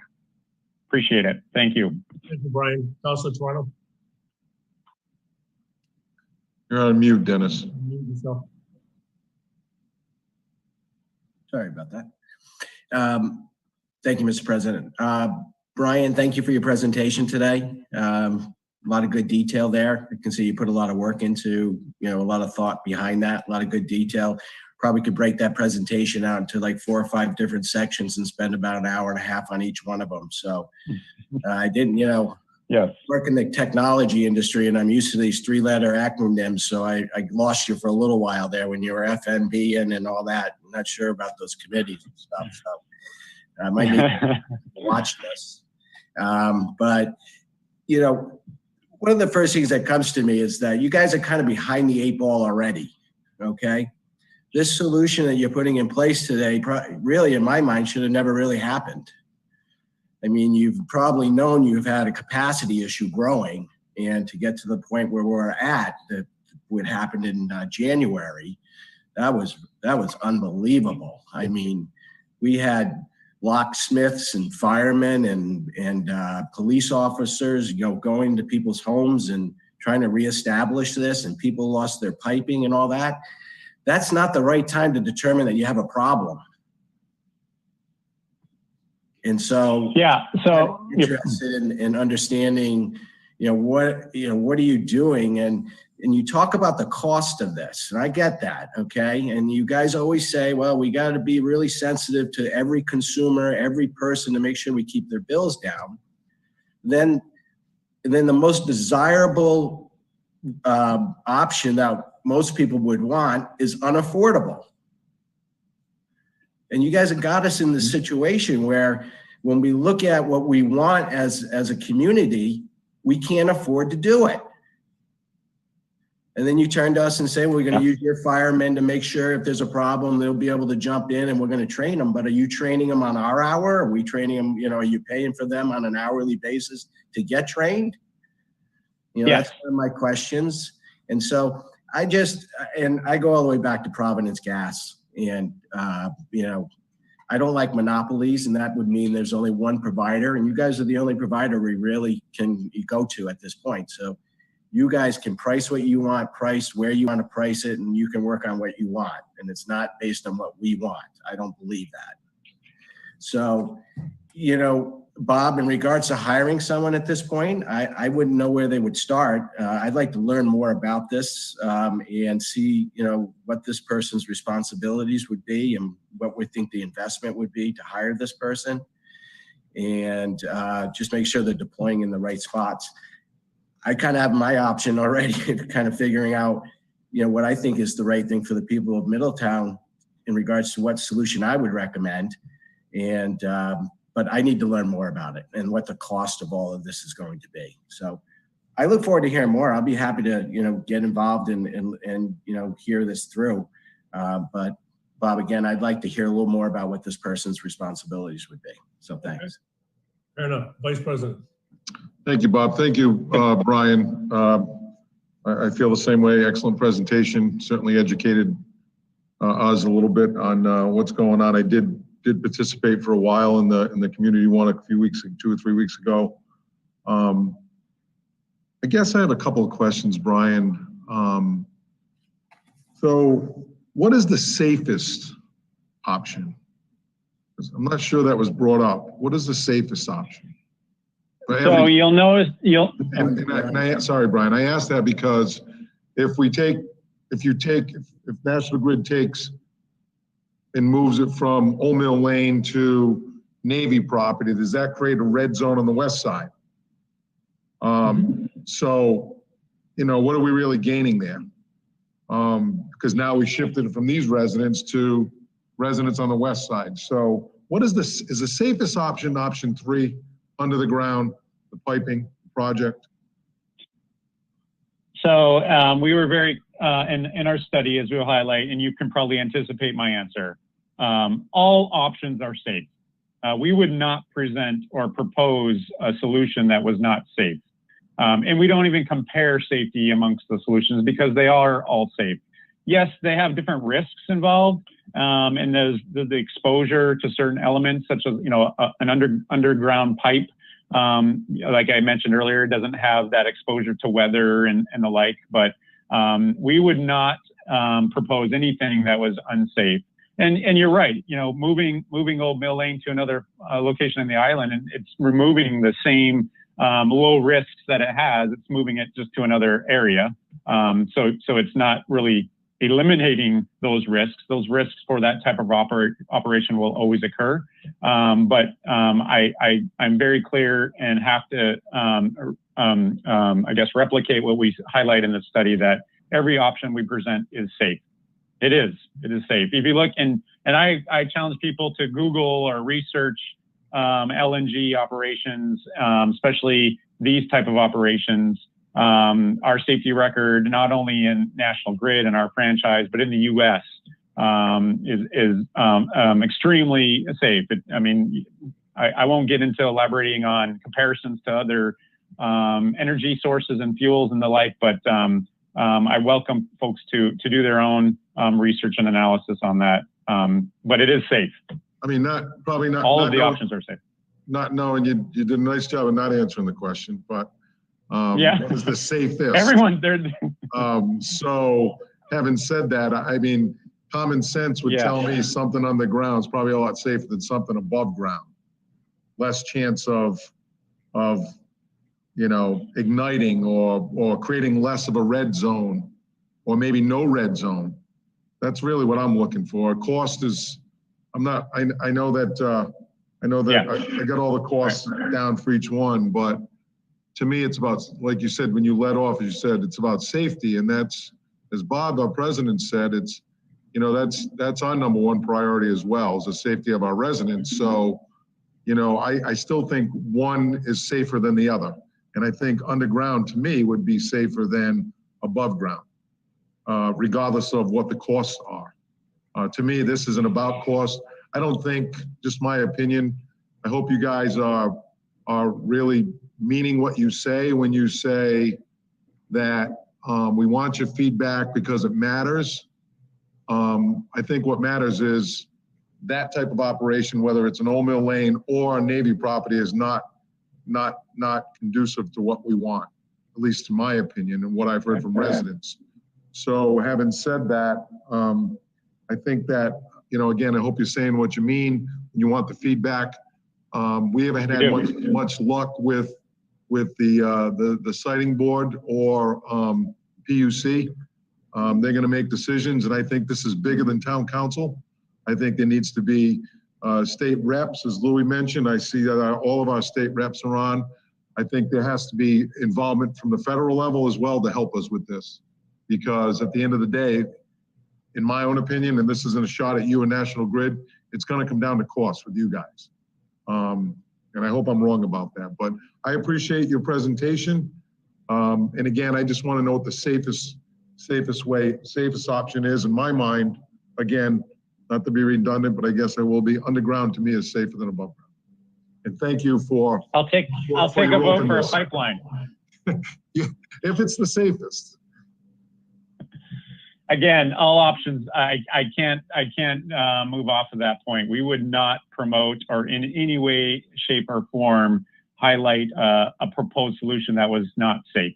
And to compare safety, you can compare different parameters, different risks, perhaps, but safety is certainly something we take as paramount. And I appreciate your comments. I appreciate all the comments, and we are being sincere that we don't have a solution. But I will say, there's no doubt our regulator, because we may be the primary utility in National Grid, but we don't dictate our own prices. Everything we do has proved through. That's why we're regulated. Our pricing, our rates, and so forth is all approved by the PUC, and ultimately they're the ones looking out for the best interests of the customers optimum. And if pricing and cost comes to be the most significant factor, that's the solution we'll pursue. By all means, we honestly, and this is now personally, not speaking on behalf of negotiators, I'd love to see a more of a decarbonized approach overall. I mean, we have some really exciting things happening in the decarbonized front that we're going to be promoting, and clean energy. And my president, the president of Rhode Island, Terry Sobolewski, he's got some white papers and a lot of information out there on our clean energy profile and work that we're doing. So that gets me excited. Certainly that's what I hope we can, but at the end of the day, there's so many other factors involved, and our cost is just one that I hate to say it. Majority of customers, that's what they care about most when it comes down to it. And economic development, builders, develop, they want it cheap. And just, that's the reality of, the dynamics we live in. Yeah. So Brian, I thank you. And again, I just want to say that I just don't think that the current option or moving it long-term is acceptable. I think it needs to be something probably, to me, underground makes sense. So regardless of cost, but thank you. Thank you. That's the exact kind of feedback we're looking for, and I appreciate that. Okay. Thank you, sir. Councilor Santos? Unmute yourself, please.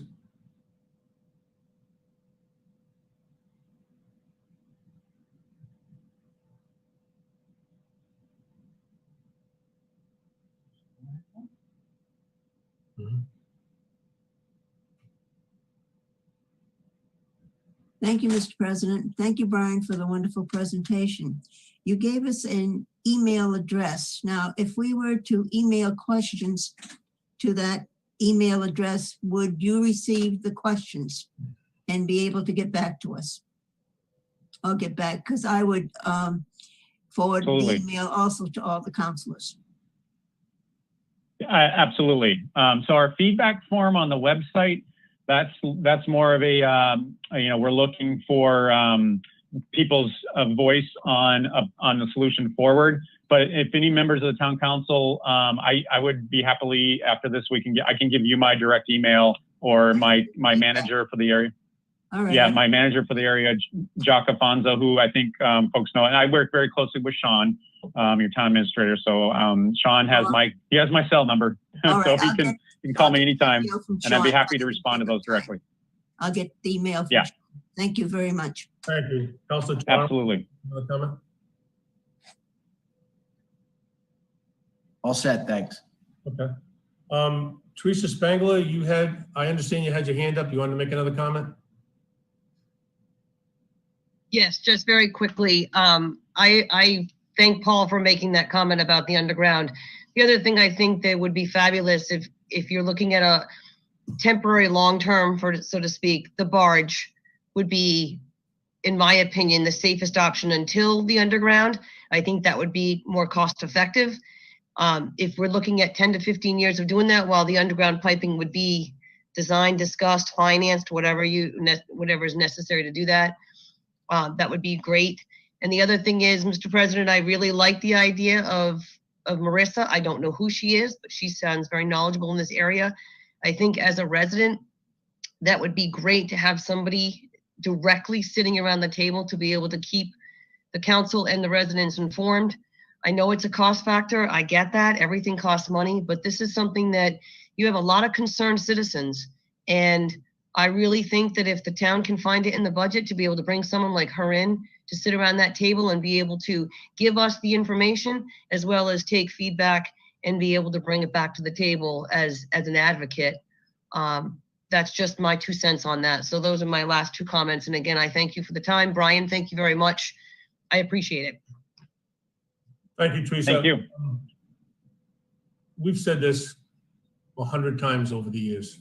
Can't put a price tag on the safety of our residents. And I feel the same way. I feel that we need somebody like Marissa to watchdog this project through. Councilor Flynn, you want to make a comment? Please. Thank you, Mr. President. So I'm wondering, I'm going to run through a couple of things, and then Brian, again, thank you, and thank you for appearing in many places over this last month to make sure that people are informed. I appreciate that. I know it's a lot of work. So I'm going to throw out a couple of things, and then you can respond. So one of the things I was thinking about is if Portsmouth also has a representative or someone in this role that you're proposing, Mr. President, and would we maybe want to talk to them about splitting this person so that all residents, because the street is shared between the 2 communities, and that might allow everyone to be informed and split the cost. Second thing is, and I asked this, Brian, at the forum on the 14th about getting an aerial satellite map that just showed, I don't need addresses, but other LNG temporary sites in Connecticut, Massachusetts, Rhode Island, just to sort of see where they are located, what the area is like around them. Because you did mention that the 1 in 10 million chance of some event and there being wind. And, we do have a lot of wind here on the island. And nobody thought that we'd have a global pandemic, and nobody thought you'd have a low pressure incident in 2019. So, there's a lot of, the concern I think is valid. I think it's real. And, some of the costs, I know that you had your chart up for cost to National Grid, but there are perceived costs, not only in the community for that red zone, which is quite large if you take a look at the map, but, also in, I'm worried about our land value costs with the presence of a facility like this for any length of time. And, in Rhode Island, we have a law, we have to submit an annual return every January on the value of our land. And I don't want this with that huge red zone to impact our tax revenues coming in from our properties. So those are a few things that I have on my mind. Thank you. Okay. I'm going to make a motion that we authorize the town administrator and our town solicitor to engage in conversation with the solicitor and town administrator in Portsmouth, engage in conversation, the possibility of engaging Marissa to represent both communities. But I don't want to save a nickel, I don't want to jeopardize one hair on any resident's head. And Mr. President, Just to comment on that briefly, because that was a discussion, if you recall, during the Jepson Lane substation project, we had that conversation and actually had planned to share an attorney with Portsmouth. But because each community has potentially different concerns, depending on where this might be sited, the Energy Facility Siting Board actually was very uncomfortable with us having the same attorney as the adjacent community. So happy to talk to them, but I just want to let you know that may, just based on past experience, that may not be something that works. Why don't you engage in the conversation with our town administrator, with their solicitor and their town administrator, and then come back to us at a later time with a recommendation. But we need to engage somebody, and I don't want to be a penny foolish about taking care of our residents and the safety of our residents. I agree. Councilor Toronto. You got to unmute yourself, Councilor. Damn, 0 for 2 on that one. Hey, will that be coming back to the council before we move forward with the consultant or the lawyer? Just said that. Okay, thank you. That's part of the motion. Okay, thank you. Do I have a second on that motion? Second. Second. Okay. I'm going to poll the council. Vice President. Aye. Councilor Flynn. Yes. Councilor Lombardi. Aye. Councilor Santos. Aye. Councilor Toronto. Aye. Councilor Von Villas. Aye. And I vote in the affirmative as well. Okay, and Brian, again, on behalf of all of us, thank you. And Thank you. I'm Hey, certain Bob. we'll be talking to you again. Thanks, Brian. Thank you. I appreciate it and look forward to the next engagement. All right, Yeah, look forward to working with you. Vice President. Brian, I just had one more quick question as a follow-up to Teresa Spangler's question. You said they're going to share the routes, the tanker routes with our residents. How do they plan on doing that so the residents are able to see that? Well, no, the routes we share with your fire department, police departments. And, you know, Okay, we so don't we can put them typically on our publish that. website. Okay. That's a It's- terrorist That's up. safety, right? I was going to say, you know, so there are certain security measures at play that we would advise not necessarily publishing that, certainly not the times, but I understand if again, we're going to share that information with your, your first responder departments accordingly. Okay, thank you. Just like, and you know, there are, safety protocols you may want to consider with disclosing that much information publicly. Yep, didn't think about that. Thank you. Thank you, Brian. Any other council want to make some closing comments? Okay, item number 2, public hearing is advertised. Motion to act as a board of license. Second. In a second, Vice President, how do you vote? Aye. Councilor Flynn? Yes. Councilor Lombardi? Aye. Mr. Santos? Aye. Mr. Toronto? Aye. Mr. Villas? Aye. And I voted in the affirmative as well. Item number 2, public hearing advertised. Application received from the following named persons, firms or corporations for renewal of alcoholic beverage licenses for the 2020-2021 licensing year. See attached list. Motion to open the public hearing. Second. The motion second, open the public hearing. Vice President, how do you? Aye. Councilor Flynn. Yes. Councilor Lombardi. Aye. Mr. Santos. Aye. Councilor Toronto. Aye. Councilor Von Villas. Aye. And I vote in the affirmative. Okay. Is there anyone that would like to speak in regards to this public hearing that's been advertised? I would like to ask a question, Mr. President. Councilor Santos. I would like to ask our town clerk, were there any violations against any of these liquor license holders? No. Thank you. Okay. Okay, motion to close the public hearing. Second. We have a motion second to close the public hearing. Move the council. Vice President. Aye. Councilor Flynn. Yes. Councilor Lombardi. Aye. Mr. Santos. Aye. Councilor Toronto. Aye. Councilor Von Villas. Aye. And I vote in the affirmative. Motion to grant said licenses. Second. We have a motion and a second to grant said licenses. Councilor Toronto. Yes, I just wanted to go back and I didn't understand the question that Councilor Santos asked. Did any of them have any violations, any issues?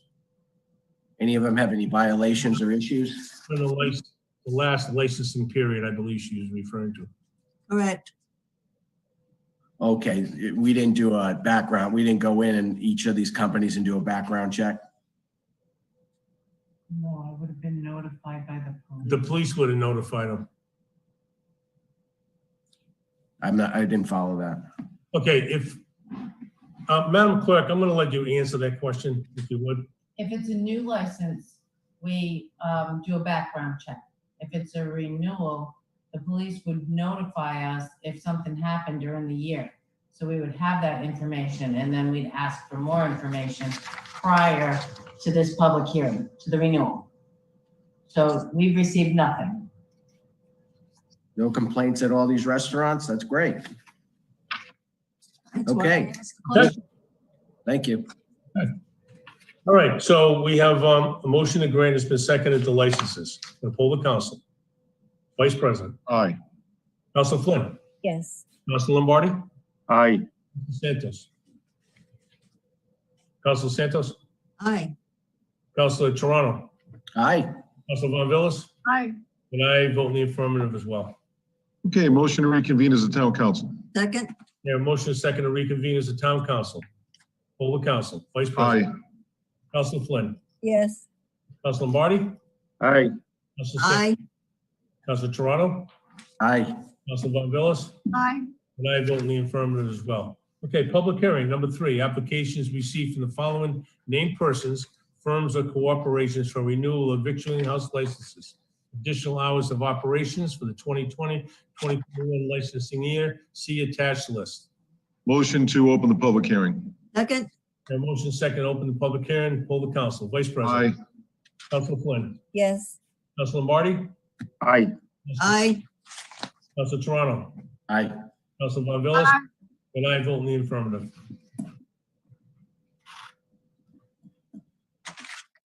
Okay, is there anyone that would like to be heard in regards to item number 3?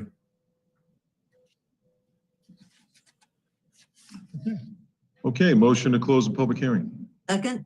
A motion second to close the public hearing, poll the council. Vice President. Aye. Council Flynn. Yes. Council Lombardi. Aye. Council Santos. Aye. Council Toronto. Aye. Council Von Villis.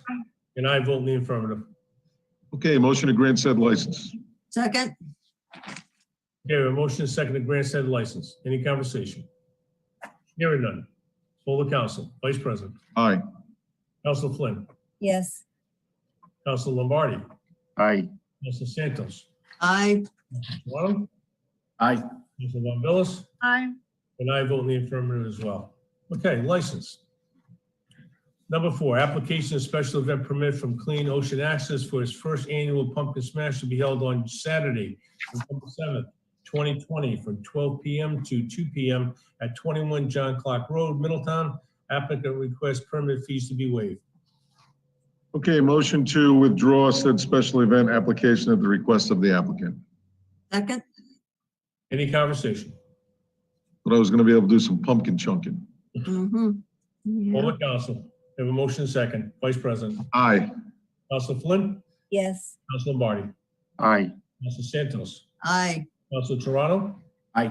Council Von Villis. Aye. And I vote in the affirmative as well. Okay.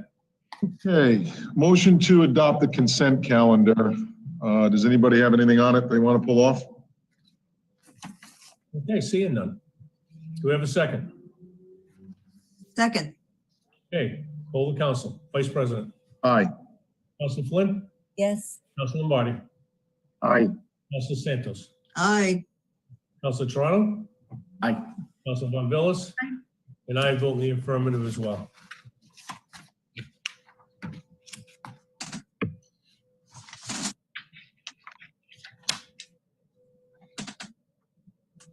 Okay, ordinances. Item number 16. Memorandum of the town engineer to town administrator, RE, Third Beach Road, stop signs at Mitchell's Lane and Wapping Road. Motion to receive said memorandum. Second? Here, a motion second to receive. Poll the council. Vice President. Aye. Council Flynn. Yes. Council Lombardi. Aye. Council Santos. Aye. Council Toronto. Aye. Council Von Villis. Aye. And I vote in the affirmative as well. Town Administrator. Mr. President, Mr. Hall is also on the call and has a short presentation. Essentially, one of the recommendations that came out of the Third Beach Road traffic calming study was to construct a three-way stop sign at the intersection of Mitchell's Lane and Third Beach Road. A number of you would remember we also had a resident approach the council a couple times looking at trying to implement a three-way stop sign at the intersection. He had actually been struck at the intersection as a younger person, as a teen who grew up in the area. But the team reviewed the intersection, and this is one of the recommendations that came forward to the town council and one that you adopted. Warren will review the details about it. But again, this is something we see as a great improvement to safety out in that area of Middletown. Warren, why don't you take it away? Great. Thank you, Sean. Mr. President, members of the council, for the record, Warren Hall, town engineer. This is, as Sean explained, a recommendation from the traffic calming study that Park Corporation performed on the Third Beach Road. The three roads, Mitchell's Lane, Wapping Road, and Third Beach Road, will be the area of the installation of the three stop signs. So presently, the intersection has a yield sign as you come up from Third Beach Road, and the other two lanes of traffic basically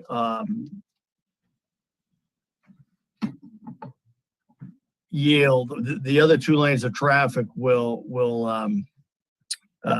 I want to say themselves slow down and turn. So only one area of the intersection is controlled right now with the yield sign. The recommendation is to install the three stop signs. I think that's all I have.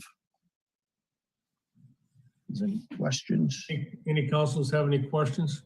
You could take the slide down unless the councilors need it, because I can only see a few of you. There you go. Any councilor have any questions?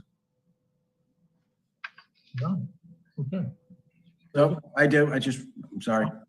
I'm sorry, I didn't see your hand, Councilor. No, I just put it up, sorry.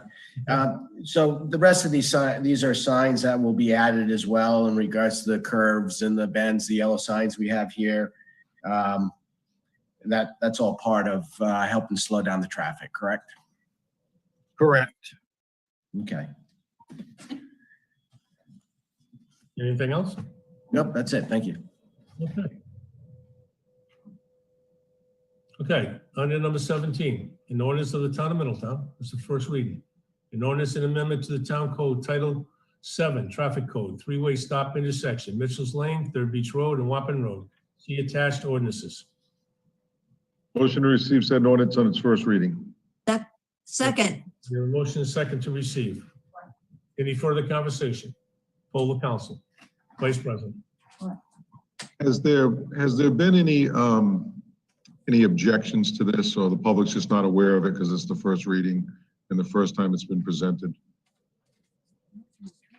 I've gotten no negative feedback on it. Okay. In fact, in working with Mr. Hall to get this on the docket, talking about its importance, I had one of our consultants who we work with before the meeting actually stop me and make a point of asking or making a recommendation without knowing that this was being considered, that there be a three-way stop sign. So I think we know that this is a long time coming, people that live in town, and and again, there's not a lot of residential development around there. It's the Holland Playground, Sweetberry Farm, and and even just having those two, the commercial farming activity against the playground, I think speaks strongly to the fact that it's necessary.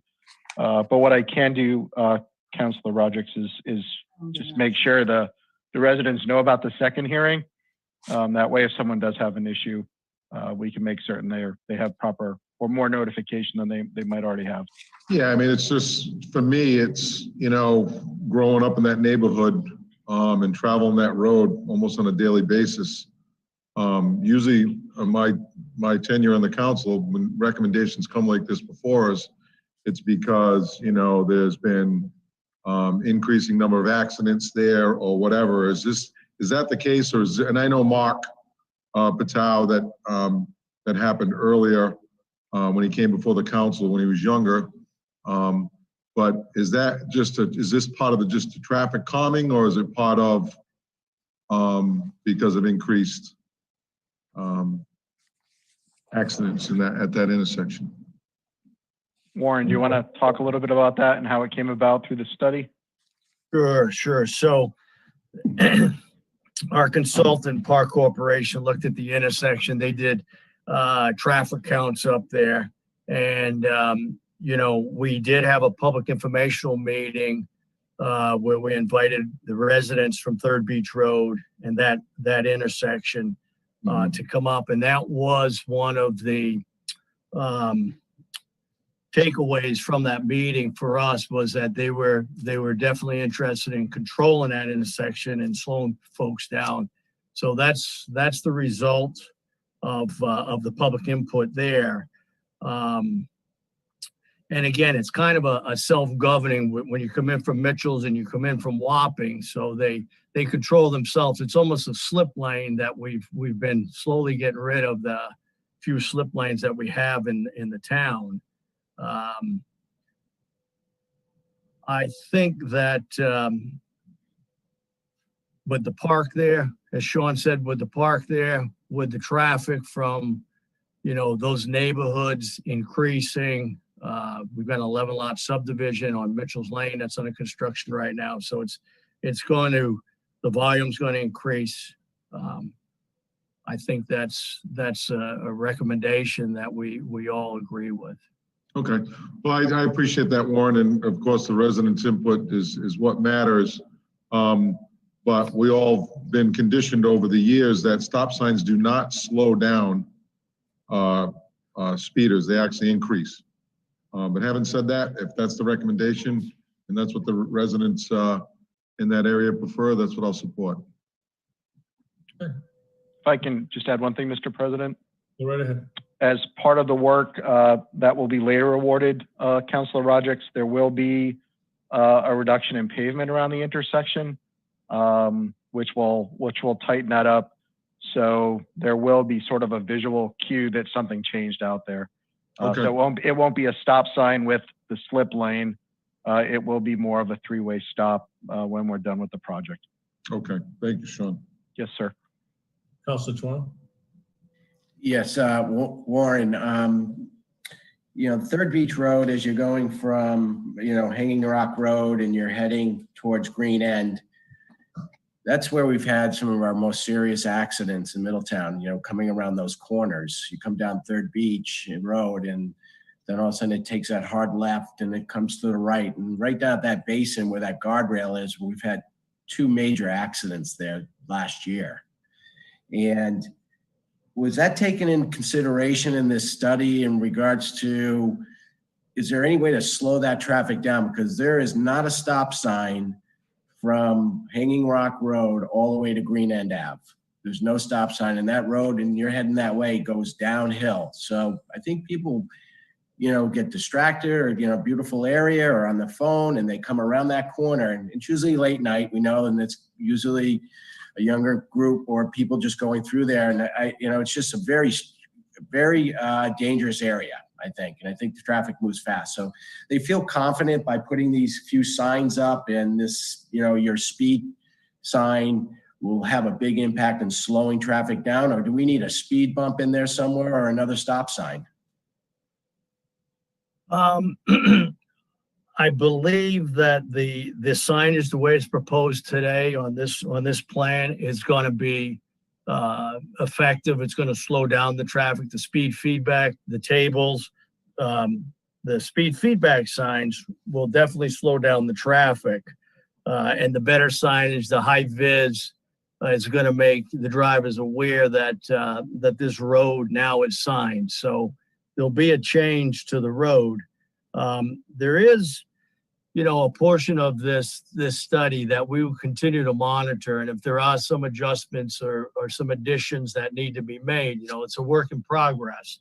So as we go through, we can take a look at that. And if speed tables do become part of the study or part of something that we need to implement, I think we can do that in the future, but they're not part of it right now.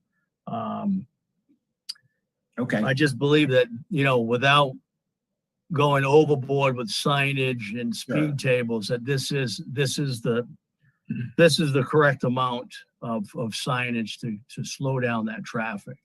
Okay. And I know, people have asked about why we don't have speed tables out here. And I just, it's because of that. It's because of the curves and because of the alignment of the road. We don't have the sight distance to, make people aware. So when they just don't run right up onto a speed table. That's what we, and we heard from the folks along that road. And it was, I think the split was more that they didn't prefer the speed tables at this time. The speed feedback signs, yes. The speed tables, not as quite, didn't want those as much as the speed feedback signs. Okay, thank you. Councilor Walker. Councilor Lombardi. Yeah, so, Warren, good job. A lot of issues out in this area, as Councilor Toronto indicated, with curves and the like. But the two major accidents we've had out there, if I'm not mistaken, were late night. There was speed involved, and there may have been impaired driving involved. No speed table, no signs, no speed back signs are going to stop that. When you get people out there in the daytime or maybe in the early evening who don't know the area, and I get it, I understand accidents happen in those type of situations. But those two accidents, and I could be wrong, and I don't know if the police chief's on board here tonight, but those were speed involved and possibly impaired driving situations. And I don't care what kind of traffic precautions you're going to take. And I speak from experience, you're not stopping that from happening out there. Thank you, Councilor Lombardi. Okay, I'm going to get back to Vice President. So along the lines of what Dennis talked about, I know we all received a couple of or several either emails or phone calls, complaints about the speeding that's out there. So I'm happy to see this. However, from a lot of pedestrians that walk in that area, residents that walk that, they go around from Green Ann or Riverview and they go down Third Beach up to Indian and, back up that loop kind of. And so I'd like to see us actually take it to potentially another level and look at what we talked about a month ago or 2 months ago with, more improvements for pedestrians, joggers, walkers, whether it's Paradise, it's those routes to the beaches that people tend to gravitate to because it's beautiful out there, right? So I think we need to, I'm certainly going to support this, but I think we need to, as Warren said, I think we should monitor it, see if this works. If not, come back, look at the signage or different types of improvements. But at the same time, we need to continue to look at, maybe piping in some gutters or whatever is out there. There's not a lot of gutters to pipe, but it's a narrow road. So we need to continue to look to these traffic calming procedures and monitor them. Okay. We have a motion. It's been seconded to receive the said ordinance on its first reading. Poll in the council, the vice president already voted in the affirmative. Councilor Flynn, how do you vote? Yes. Councilor Lombardi? Aye. Councilor Santos? You're muted, Councilor Santos. I apologize. Madam? Yes. Councilor Toronto? Aye. Councilor Von Villas? And I vote in the affirmative. Okay, item number 18, memorandum of the town engineer to a town administrator, no through trucks. Motion to receive said memorandum.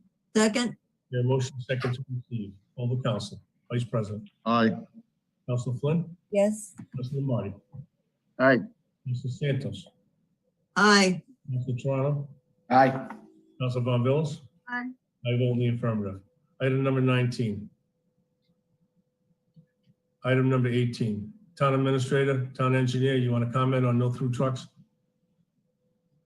Very quickly, again, this is the result of a traffic safety study that, as Warren Hall described prior, involved PAR engineering, involved the staff, as well as interaction with the neighborhood meetings. One of the recommendations that came out and was supported was submitted to the town council and approved by the town council was the limitation of commercial traffic on Turner Road. The ordinance is written very similar to what is on Forest Avenue. It does allow commercial traffic related to activity on Turner Road itself. However, it would eliminate the pass-through, the cut-through commercial traffic that happens on that roadway. Warren, did you want to add anything else? No, I think that's it, Sean. Thank you. Okay, You got it. Mr. President, Council Santos. I have a note from a resident on Forest Avenue. I'd like to ask Mr. Brown, did the Airport State Commission notify you that they were doing repairs at the Forest Avenue Airpark? They did. They did. So they let the big trucks go through. They're allowed to go through And why is that, please? because they are doing repairs on the tarmac at the airport. Okay. And the ordinance allows that type of activity. They're not traveling through Forest Avenue to get to another part of town. They're actually working on Forest Avenue. Now, could they not have entered the airport through Oliphant Lane through those, through the gates? I don't know. All right, thank you.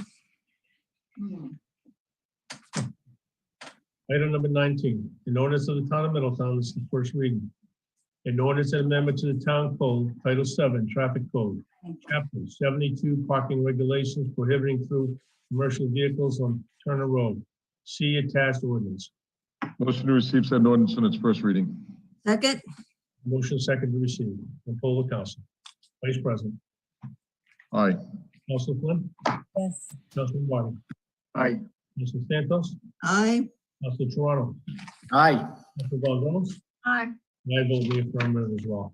Okay, item number 20. We already disposed of the number 1, table from October 5, 2020, regular meeting, FY 21 civic appropriations for the following. We already disposed of number 1. Item number 2, Middletown Little League. Item number 3, Middletown Youth Football and Cheerleading. And number 4, Middletown Soccer Club. Motion to begin FY 21 civic appropriation discussion. Second? A motion second to begin. Poll the council. Vice President. Aye. Council Flynn. Yes. Council Martin. Aye. Council Santos. Aye. Council Toronto. Aye. Council Gonzalez. Aye. And I vote in the affirmative. Okay, again, the civic appropriation for the hockey boosters has been taken care of. So let's talk about the civic authorization for the Middletown Little League. Any conversation on the Middletown Little League? Yes. Vice President. So I had reached out to Mike Agron, who's the president of Middletown Little League.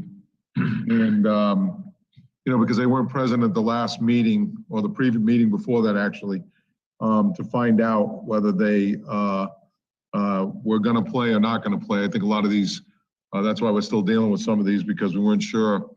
They had no representation. So I did speak to Mike. They did start playing. He informed me they do need that appropriation because they do plan on playing in the spring as well. And I can hear him play from my house at the Little League field. Okay. Do we have a motion? Motion to authorize an FY21 civic appropriation to the Middletown Little League in the amount of $13,000. Okay, do we have a second? Second, Okay, Council Flynn, comment? A question to Councilor Rodriguez. Are they playing a full schedule? Do you know, did Mike indicate? They're playing right now, they're playing fall ball because it's the time to play fall ball. And they will be, they are planning on playing in the spring is what he informed me of. Okay, I was just wondering what the capacity or, compared to other years, if it's being shortened because of COVID or other situations. He did not bring that up. Okay, I heard the same thing. I heard baseball is going to be on. It's one of the few things that they can play outside, and it's something that can easily control. Big distance practices are easily controlled outside. So. okay, thank you. Motion has been seconded. Any further conversation? In regards to the civic appropriation of the Middletown Little League. Okay, I'm going to poll the council. Vice President. Aye. Councilor Flynn. Yes. Councilor Lombardi. Aye. Councilor Santos. aye. Councilor Toronto. Play ball. Aye. Councilor Von Miller. Aye. And I vote in the affirmative as well. Okay. The next one will be for youth football and cheerleading. Motion to authorize FY21 civic appropriation to Middletown Youth Football and Cheerleading in the amount of $13,000. Second, There's a motion second. Any conversation? Councilor Flynn. Councilor Rodriguez can go ahead. He may have updated information as well. So thank you, Terry. So the last time I did, when I was reading my docket a few weeks ago on this, I did contact Graham Seller, who is the contact person on the application. And I know that Graham said that they have decided to, the last conversation I had with them last week was they decided to cancel all football operations in the fall, and they were considering in the spring, but they also decided to cancel the operations, potential operations moving into the spring. Asked the question, would you need any of that money to do anything? He said, not this year. Yeah, I had a similar conversation, and I gave an open window. If you decide to do something, if something pops up, at any time you can come back and solicit support from the council. Councilor Flynn, you wanted to make a comment? No, that was the information that I had as well. Thank you, Mr. President. And I'm having trouble hearing you. I don't know if it's my system or Mr. President. You're very muffled. Anybody else? It might be the building here. Is there anybody else having the same? I have that problem with Paul too. Okay. Paul. Councilor Toronto. Never had a problem hearing you, Bob. I know. Yeah, I was also copied on that email from Graham Seller. And, what I just wanted to mention is one, they had Tina, I don't have Tina's last name. Tina Vars. Yeah, Tina Vars. She was leading the charge out there for about 35 years. Yeah. And she had passed away. So I just want to do a shout out and thank her for all the years that she, donated her time and things. And they're going to dedicate the season to her. So I think it'd be something that council may want to get involved in and help support or write something on her behalf. The other thing that he had mentioned in this email that I picked up on is, he said, we do have ongoing expenses during every off season, such as helmet reconditioning, insurance, coaches clinics, and we need new football jerseys. Okay. So sometimes, if they're not going to use this money towards the actual playing of the football, and if you ask him, he said, no, he doesn't need any help, then I'm not going to, I appreciate you guys asking that question. But in this email, he did mention that he has these expenses. And, I was going to make a motion that we do provide the money to them. And if they don't use it for what they normally use it for, but maybe they can use it to get this new equipment. So when they do get ready to play again, they've gotten this taken care of. So that's all I wanted to mention. That's a good point. Personally, myself, we gave them the option to come back to us at any time, request, which is a matter of housekeeping on our end to do it. And I think I would prefer just wait until they come back to us with a defined request. That's just my feeling on it. Okay, thank you. All right. So I guess the motion would be, Mr. President, Vice President, would be to just table this until they come back to us with a defined request. Okay, motion to table the civic FY21 civic appropriation to Middletown Youth Football and Cheerleading in the amount of $13,000 until the need arises or until they come back to us. I'll second that. Okay, poll the council. Vice President. Aye. Council Flynn. Yes. Council Lombardi. Aye. Council Santos. Aye. Council Toronto. Aye. Council Vondelis. Aye. And I vote in the affirmative as well. Okay. Okay, motion to authorize an FY21 civic appropriation to the Middletown Youth Soccer Club in the amount of $3,000. Second. We have a motion for the seconded. Comments, Vice President. Again, I had reached out to Walt Wilderman, and I actually felt bad. He was in Pennsylvania at the time, and he did call back. His daughter was getting married, so my timing wasn't all that good. But they are playing, and he's told me he already does need that $3,000. They already put about $8,000 into the reconditioning of the fields, and that's what he typically uses that money for. Mm-hmm. Yeah, I get the same feedback. Council Flynn, you want to make a comment? Yes. So as I was looking at their historic awards, they've gotten $3,000 since 2015, and I had to wonder if the cost to rehab the fields or maintain the fields hadn't gone up.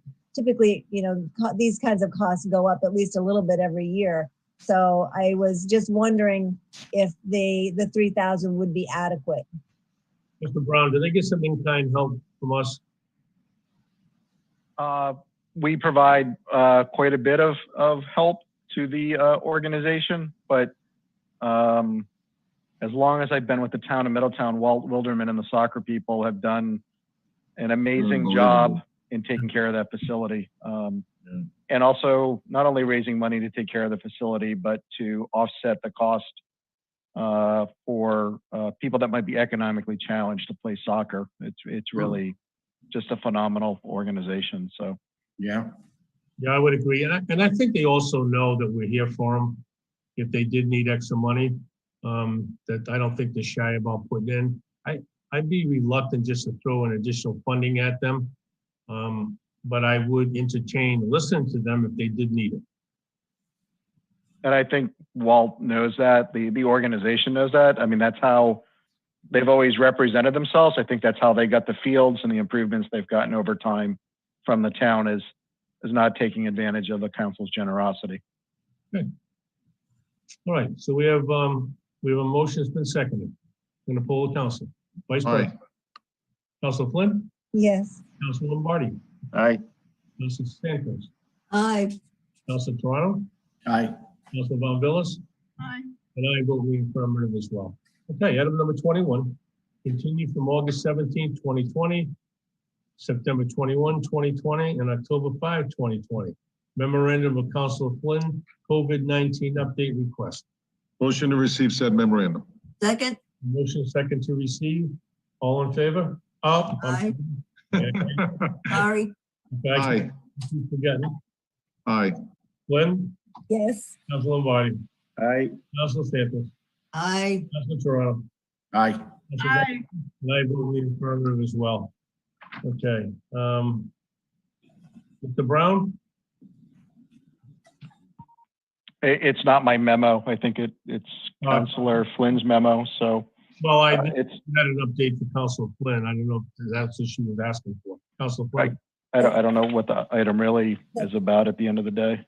Thank you, Mr. President. So, and thank you, Mr. Brown. This has been carried over since September. So thank you for your September 16th memo and the attachments.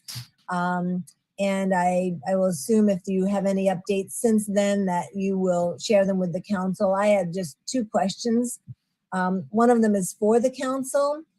So last month, a resident expressed concerns about a local business and enforcing social distancing, and that's in my memo. And Mr. Brown had emailed me that DBR handles matters like that. And the memo that you submitted, Mr. Brown, states that if anyone has any concerns with the phase 3 guidelines not being followed, that regarding masks or social distancing, that they should contact either the state police, the Rhode Island Department of Health, or the Rhode Island Department of Business Regulations.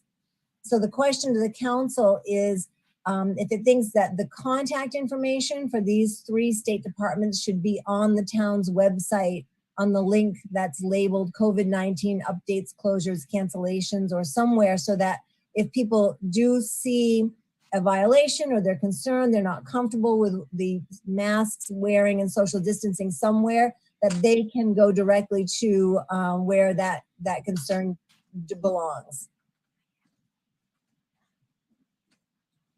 We can make that update. Is that a yes? Yes, we can do that. Thank you. And then my second question is, I just want to, again, because we've got yet another extension of the state of emergency coming up. So again, based on Mr. Brown's memos and information that he sent us, I just want to make sure that I understand 3 things. So in a state of emergency right now, Mr. Brown, the town hall is open for business. It's in compliance with state guidelines, and Newport and Portsmouth are doing the exact same thing. Is that still true? Yes, we operate exactly the same way as Newport and Portsmouth, and in compliance with the state's guidelines. Okay. And because Middletown is under a state of emergency, the restaurants and bars and other establishments can offer food and drink outside. And if we were not under a state of emergency, those establishments would not be able to do that. Is that true? As I understand it from the solicitor, and also on recent calls with the Department of Business Regulation, they would have to cease the outdoor operations until the town council adopted new regulations. Okay. And the third one is that as long as we are under a state of emergency, that we are likely to continue to be eligible for full reimbursement of pandemic related expenses. Is that still true? Yes, that's my understanding. Okay, thank you. Unless you have more to update on my memo requesting an update. No, I think I've addressed the issues that were questioned. I would just encourage everybody in the community, wear a mask, keep your distance, gather in small groups, wash your hands. There's a lot of information on the town website about Halloween. But as the governor has been pointing out, it's the small social groups that are the issue right now. So we need to keep that in check. And we need to keep Middletown safe. We've done really well as a community. We've done really phenomenally. We are relatively healthy, compared to a lot of other communities. So we just can't let our guard down. We just need to keep doing what we're doing and watch out for one another. Follow the basic rules. Okay. I have a question. Councilor Trump. Yep. Sean, how many tests have we run in Middletown? How many people have been tested in Middletown, and what has the infection rate been? I will share that tomorrow. We'll have new numbers out tomorrow. So yeah, and interested if from hospitalization to, just so we have an understanding of where Middletown is positioned. And I think we've done really well. I know there's a lot more testing going on. So I'm just curious, Middletown, how many people have been tested and what the percentage rate is. And I'd be kind of interested in on the island. I know it's been posted, but if you happen to have that handy, I'd appreciate it. I will get that to the council tomorrow. Thank you. Thank you. Vice President. So I think everybody knows how I feel on this. I understand that I think what we probably should do first and foremost is be safe. However, I do feel town hall should be open to the residents. It should be I'm not saying open the doors, every single door. It should be a controlled open. I don't really care what Newport or Portsmouth does. I care what Middletown does, and that our residents have access to town hall. I've had a resident contact me because they were getting a divorce and needed a copy of their marriage certificate, and they were told to send a letter in. I've driven by town hall and I see a few people standing outside in a line. So if this continues, what are we going to do when the cold weather comes? This weekend's supposed to drop down. Are we going to have people standing outside in the cold? Or are we going to make some type of other arrangement, Sean? Nope. Our plan is to open town hall, the 3 counters on November 10th after the election, just for the reason that you pointed out, that we can't reasonably ask people to wait in the parking lot. What we have right now, though, is the election going on. We have had a couple thousand people come into town hall in the back to elect, but we've worked out a plan where we would have someone down on the first floor screening people coming in the handicap door. They would monitor where people are in the building. The 3 areas where you could go without an appointment would be the clerk's office, the building office, and the tax assessor collections office. And then as people need to wait their turn, they would use the town council chamber for that. But we really need the election to close so that we have that additional space. But right now, the plan would be the week after the election, that Monday, is to put a process in place where we let people in the building. Okay. So sorry, Rick. So just as far as it's obviously going to be on the next council, whoever that is, to really take a look at the ordinances, because if this, even with a vaccine, people are going to be reluctant to take the vaccine. I still see these safety precautions continuing on, and how the businesses, especially the hospitality industry, operates. So I think the next council should really take a look at, the business ordinance. Are we going to continue under a state of emergency for another year? I don't know. Only the governor can answer that. However, we shouldn't be held hostage by the decision that, under that state of emergency, that because of we can't allow business to go outside because we want to open our town hall. That, to me, that's not right. So I think our next council needs to look at that. And the last point, to one of the questions Councilor Flynn brought up was, I hope we do see that funding. I don't believe we will, my own personal opinion. I think it's probably going to be used to close some of the gaps in the budget, from what I understand. But I hope we do see that funding. That's just my opinion. Okay, thank you. Council Lombardi. Sean, to Councilor Toronto's question regarding Middletown residents who've been tested, is that data that you'll get from the Department of Health? Correct. They actually have a portal that's on their website that has the community-specific data. So I will just share that link with you in the morning when the data is updated, or print send you a PDF with the sheets.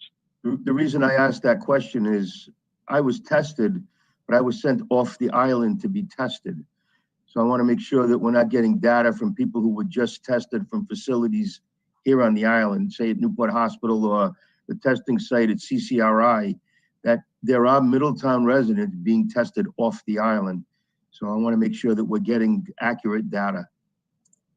So they're basing that off your zip code that you give the testing center. It wouldn't. Perfect. Thank you very much. Yep. Councilor Toronto. Yes, thank you. Paul brought up a good point there, because I had conversations with Peter, because the governor did authorize, and I thought it was a statewide statement of regards to restaurants being able to serve food outside. And providing equipment, for these restaurants and things that they have purchased or things they're going to need to purchase going forward. And when talking with Peter, our solicitor, we as a town can pass. I mean, if we got together and said, and Paul said, maybe we need to look at our ordinance. So if something like this happens again, or we feel that the restaurants need to have outdoor seating, that it can be decided on and it doesn't go against all the ordinances and all the different rules and all the I's that need to be dotted and T's to be crossed. So I would agree with that maybe we should put something in place so that the council can move quickly on these things. And we're in a situation that we've never been in before. And honestly, I'm like, if Middletown decides to put their people outdoors and let them do their restaurants outside because of an emergency like this, isn't it the fact that we would have to enforce the penalties, to hold it against these people if we just said, hey, go for it because you need it? And we're getting tied up in these ordinances. We're locking down the community, making a lot of decisions based on what the state's doing.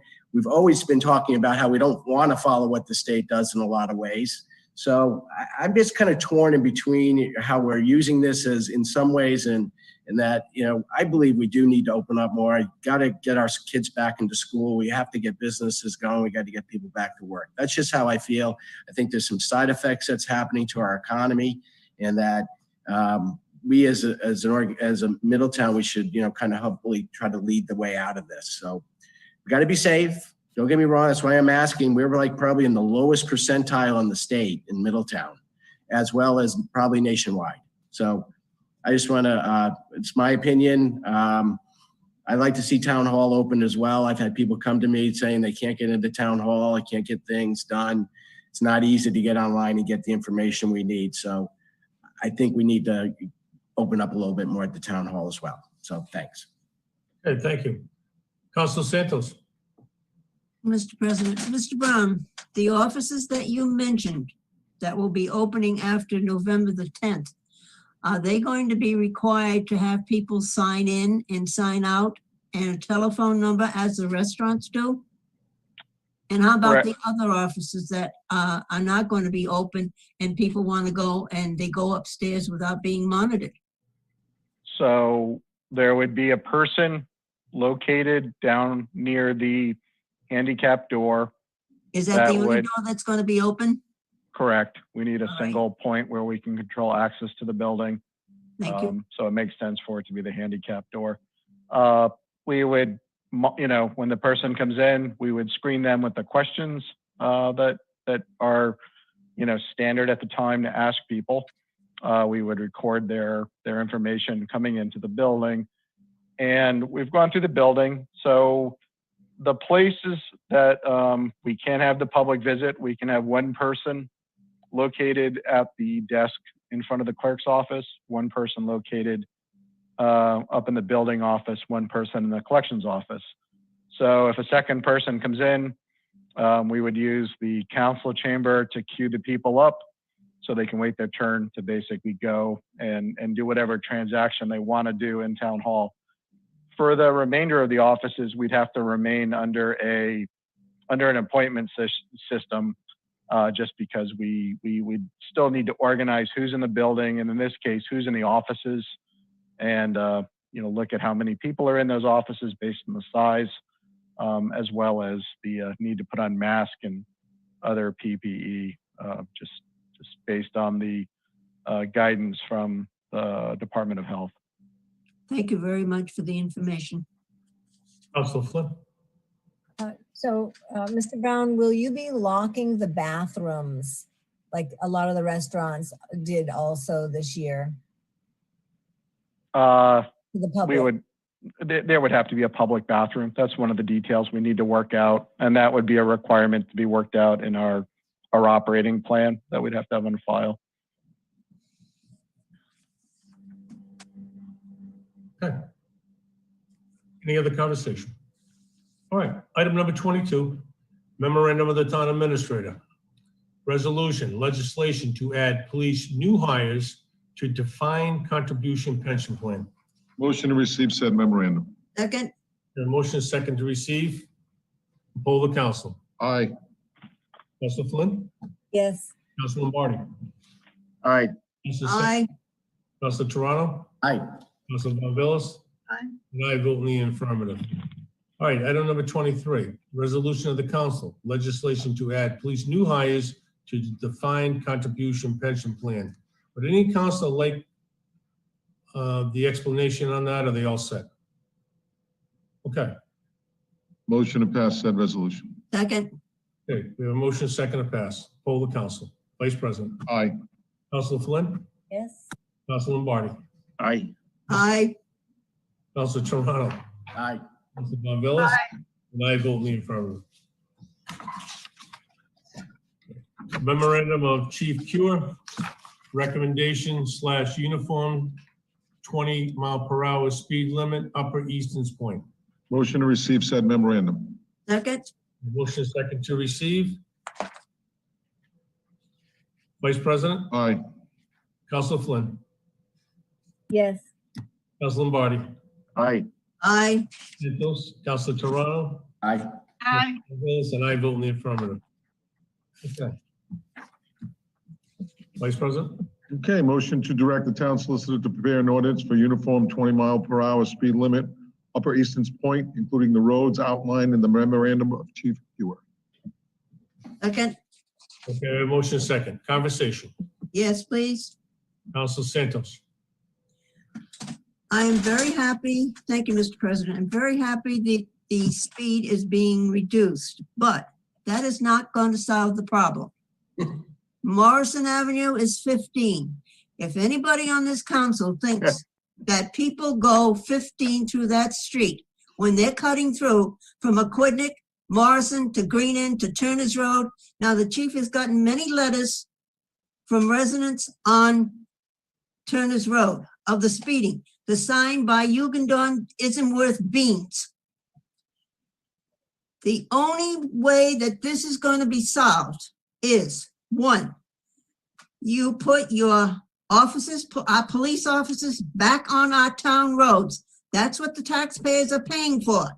Bring in the state police. Let them police East and West Main Road, both in Middletown and Portsmouth. And maybe that way we will get the speeders on town roads and get some fines, make them pay the fines, make a large amount of money on the fines. You're not going to stop the speeding by reducing to 20. It doesn't do it for 15. And how's it going to do it for 20? I'm happy it's going to be 20, but it's not going to work.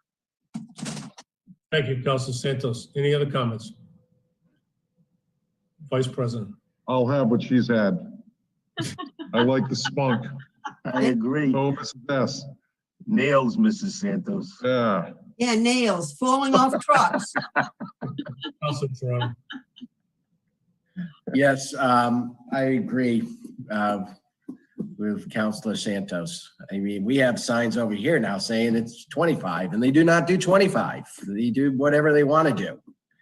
And we don't have a police presence in this neighborhood at all. I mean, they're not in this neighborhood. We have the Clam Bake Club at the top. We've got, dumps. We got trash trucks coming in at 6 in the morning. We've got, 18 wheelers going up to the Clam Bake Club.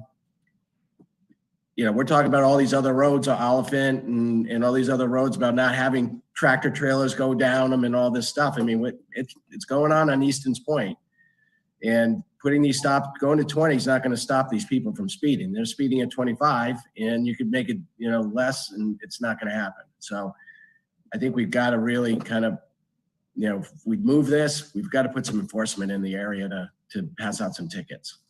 Mr. President, may I add something else? Go right ahead, Counselor Santos. Friday and Saturday nights are the worst nights, along with the people going to and from work. But Friday and Saturday nights, when the bars close in Newport, it starts at 11:15 on Friday nights. It starts with the motorcycles. Then at 11:45, it's the cars. Saturday night, it's the same thing. One night, on a Saturday night, someone was coming from the bar or wherever they were coming from, got onto Aquidneck Avenue On to Morrison. Did not know that Morrison has a curb. Anyone can take a ride and go see the skid marks. It's a one that they didn't land in the gutter, and they should have landed in the gutter and stayed there. Mr. Rodrick, don't say a word. Speechless. And that's not often, as you know. I know. We have a motion that's been seconded. We'll pull the council. Vice President. Aye. Council Flynn. Yes. Council Lombardi. Aye. Council Santos. Definitely aye. Council Toronto. Aye. Council Von Villa. And I vote in the affirmative as well. Okay.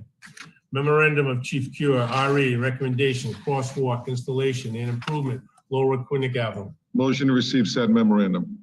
Second, The motion second received. Poll of council. Vice President. Aye. Council Flynn. Yes. Council Lombardi. Aye. Council aye. Toronto. Aye. Aye. Willis, and I vote in the affirmative. Okay. Motion to direct the town administration to formally request RIDOT to install a crosswalk on Lower Quinnick Avenue at the intersection of Newport Avenue and to improve all current crosswalk signs and makings on Lower Quinnick Avenue for uniformity in the area. Second, Okay, we have a motion second. Any conversation? Hearing none. Oh, Sorry, Bob. So just for informational purposes for the residents, from a time frame perspective, Sean, what are we looking at potentially? So the new intersection is probably the most difficult part of this. It has to go up to the traffic tribunal for review. I don't know what their meeting schedule is given COVID, so I would need to get some more information. I can report back to the council. Okay, thank you. Aye. Council Flynn. Yes. Council Lombardi. Aye. Council Santos. aye. Council Toronto. Aye. Council Von Villa, and I vote in the affirmative as well. Okay, item number 26, we tabled it. Item number 27, memorandum of the town administrator, RE, Purgatory Sidewalks, RIDOT, subrecipient project ID 5072. Motion to receive said memorandum. Second, Motion second to receive. Poll of council. Vice President. Aye. Council Flynn. Yes. Council Lombardi. Aye. Council Santos. aye. Council Toronto. Aye. Council Von Villas. Aye. And I vote in the affirmative. Item number 26, the resolution of the council, subrecipient agreement between RI Department of Transportation and the town for Purgatory Road Sidewalk Project, tip ID 5072.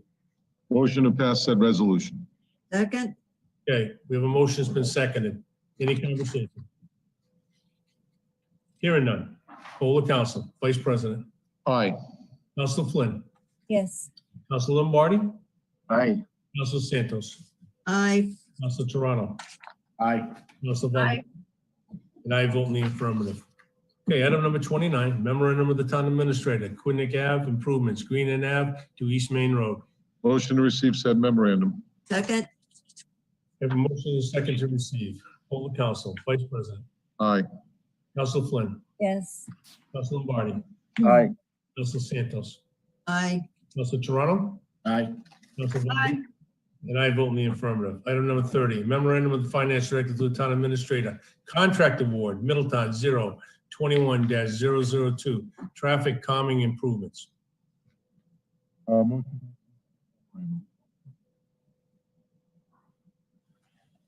Oh, I can't hear you, Paul.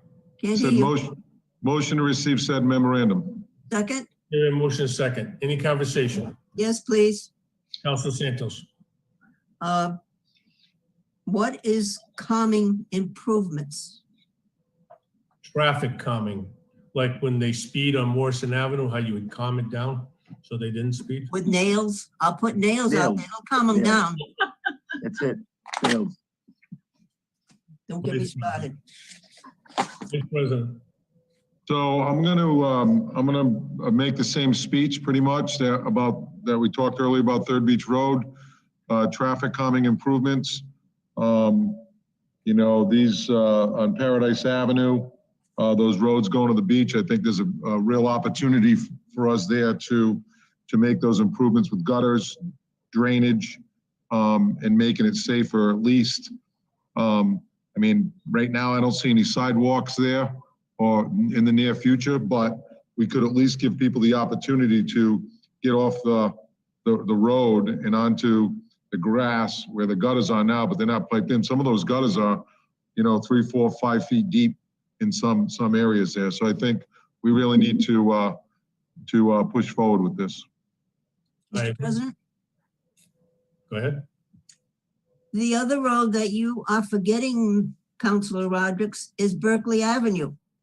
They come down East Main, Turners, and they go Berkeley Avenue to go to the beach. And there's an area down by Berkeley Avenue by Whitehall. There are gutters. Are you anticipating that those be filled in too?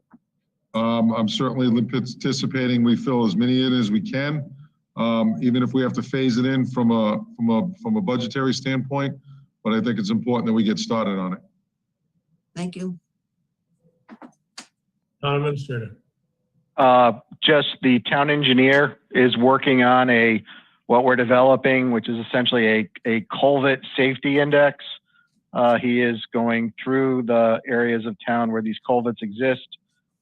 He's basically rating them, and to the point that Councilor Rodrick is making, we're trying to keep a list of all of them, prioritize them so that over time we can eliminate the safety issue that exists really throughout the community. But we're trying to get to the worst ones first. Okay. Any other council like to make any comments? Okay, we have a motion. Yes, Mr. President, just real quick. Councilor Toronto?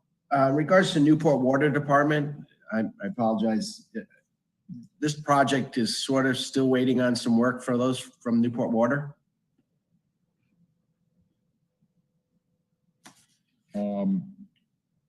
Town Administrator, you want to comment on that? I'm not aware of any Newport water work. I'm sorry, this is the Green End Avenue. That's number 29 that he was I'm talking. sorry. Yeah. I was just reading through that. Sorry, I just picked up on that. Okay, I'll take it offline. no problem. Okay, we have a motion that's been seconded. Item number 30. Vice President. Aye. Councilor Flynn. Yes. Councilor Lombardi. Aye. Councilor Santos. Aye. Councilor Toronto. Councilor Von Villas. Aye.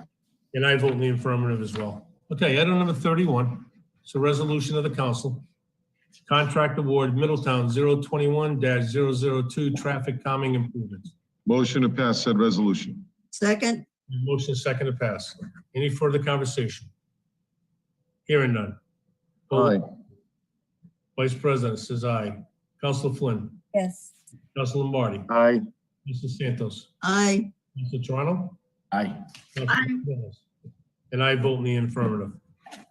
Item number 32, communication of the town clerk and accounts payable clerk. Request town council to match employee donations for adopting a family.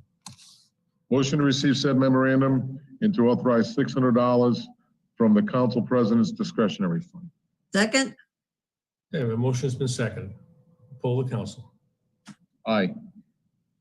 Councilor Flynn. Yes. Councilor Lombardi. Aye. Councilor Santos. Aye. Councilor Toronto. Aye. Aye. Willis. And I vote in the affirmative. Item number 33, memorandum of the finance director to the town administrator, FY 2020 school budget adjustments as of June 30th, 2020. Motion to receive said memorandum. Second. A motion and a second to receive. Poll the council. Aye. Councilor Flynn. Yes. Councilor Lombardi. Aye. Councilor Santos. Aye. Councilor Toronto. Aye. Councilor Aye. And I vote in the affirmative. Item number 34, resolution of the council, RE FY 2020 school budget adjustments as of June 30th, 2020. Motion to pass said resolution. Second. We have a motion second to pass. Any conversation? Hearing none. Poll the council. Councilor Toronto. Councilor Toronto? Is someone going to review this with us? Just kind of give us the highlights? They certainly can. I believe our finance director, Mark Tangway, is on the line. Mark? Yes, good evening, Mr. President, members of the council. I do have a slide that if the IT person can put it on. So the brief summary and everything else is attached in the memo. The overall decrease to the school's budget is $171,000. This is primarily due to the decrease in capital projects in the state aid. There's also increases in the grants. The school department's total budget after these adjustments is $42,568,000 for a total town and school budget for fiscal year 20 of $73,863,000. That is the highlights. Everything else is attached to the memo. Thank you, Mark. Thanks, Mark. You're welcome. You're Thank welcome. you, Mark. Okay, any councilors have any questions of Mr. Tangway? Okay, thank you. All right, so we have a motion's been second, pass the resolution. All the council, Vice President. Aye. Council Flynn, Yes. Council Lombardi, Aye. Council Santos, Aye. Council Toronto, Aye. Council Barbelos, and I vote in the affirmative. Okay, item number 35, memorandum of the Finance Director to the Town Administrator, RE Municipal Financial Report, year ended September 30th, 2020. Motion to receive said memorandum and report. Second? Okay, we have a motion and a second. Any conversation? Okay, hearing none. I have a comment, Bob. Okay, Vice President, go right ahead. Thank you. So, on page 23 of 40, as I was reviewing page by page, I don't know if it's the typo. Can't hear you. Who's in you, Paul? I don't know if this is a typo on page 23 of 40. Oh. If you look at, it's under the senior center, diesel fuel. It says $270,000 dollars. I'm not sure what that is. So I just wanted to make sure that gets clarified. Under the adopted, under the adopted budget. Percentage, isn't it? It shows a percentage, but there's dollars underneath of that, if you look at it. Mhm. So I just don't know if it's, $2,700, if it's $27,000. I'm sure it's not $270,000. Mark, can you answer that question? I don't see that account. For diesel fuel, Account 56203. It's the top line on page 23. fuel oil, the budget is 7,140. Year to date, 6,358. Is that the one? No. Now, Mark, on the paper report, there's a percentage floating around. It looks like an error. Yeah, that's all I wanted to bring to light was that, make sure it gets correct. Yep, I'll look into it. Okay. Thank you. You're welcome. Council Flynn. Is Mr. Tangway prepared to give highlights so the people who are watching, as in the last agenda item, get the highlights because they may not have them? You want him to give highlights of the whole? Well, he has a cover memo. I don't know if that bears summarizing. Well, can't they go on the web? Not On the everybody town's can, but website? They can. All right, so they can do it. Mark's prepared to provide a quick overview if the council desires to do that. Yeah, typically he does that. Yeah, Mark. Yeah. He does it. I certainly can do an overview, a quick summary. I do have a slide prepared. Thank you. We knew you were prepared. You're always prepared. Thanks.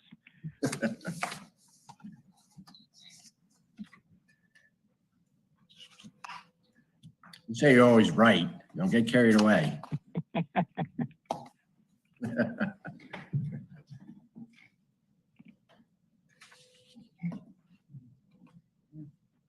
Thank you. So for the general fund, the revenues exceeded the expenditures by $770,000, and that was attributed to the spending freeze that's in place, and we had good tax collections.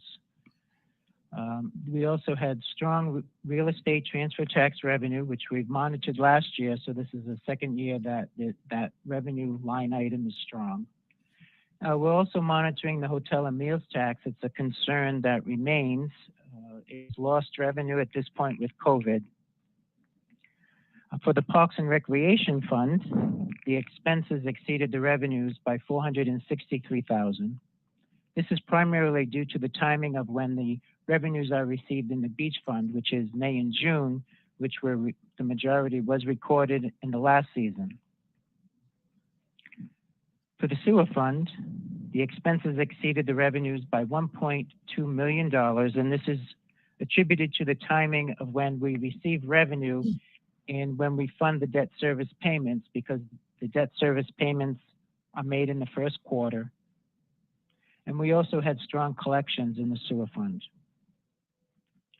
In the refuse and recycling fund, the expenses exceeded the revenues by $33,000, and this is due to the timing of when we received the information on the bag sales, which was about $30,000 that was not recorded in September, so it almost broke even. The revenues do get recorded mostly in October because the permits start in November. Thank you. Thank you, Mark. Any councilors have any questions of Mark's presentation? I can't see everybody. If you could drop that slide out of there. Vice President. So, Mark, I don't know if you have this answer right now, but, you know, I think we're all concerned about the hotels and meals tax revenues because of COVID. So do we have any dollars with those or just percentages at this time is the first question. And the second question is, I'm happy to see that due to you know, the tax, the spending freeze and the strong collections as a positive of $770,000. Will that $770,000 cover the loss of the meals and beverage? We are tracking to budget at this time. When we did prepare the budget, we took into account revenues that we would not gain. So the budget is still okay because we are tracking to that. Okay. But we do monitor it because, like you said, it is a lost revenue. But we were proactive budgeting the expectation that it would be lower than the prior year due to these times. Mm-hmm. Okay. Thank you, Mark. You're welcome.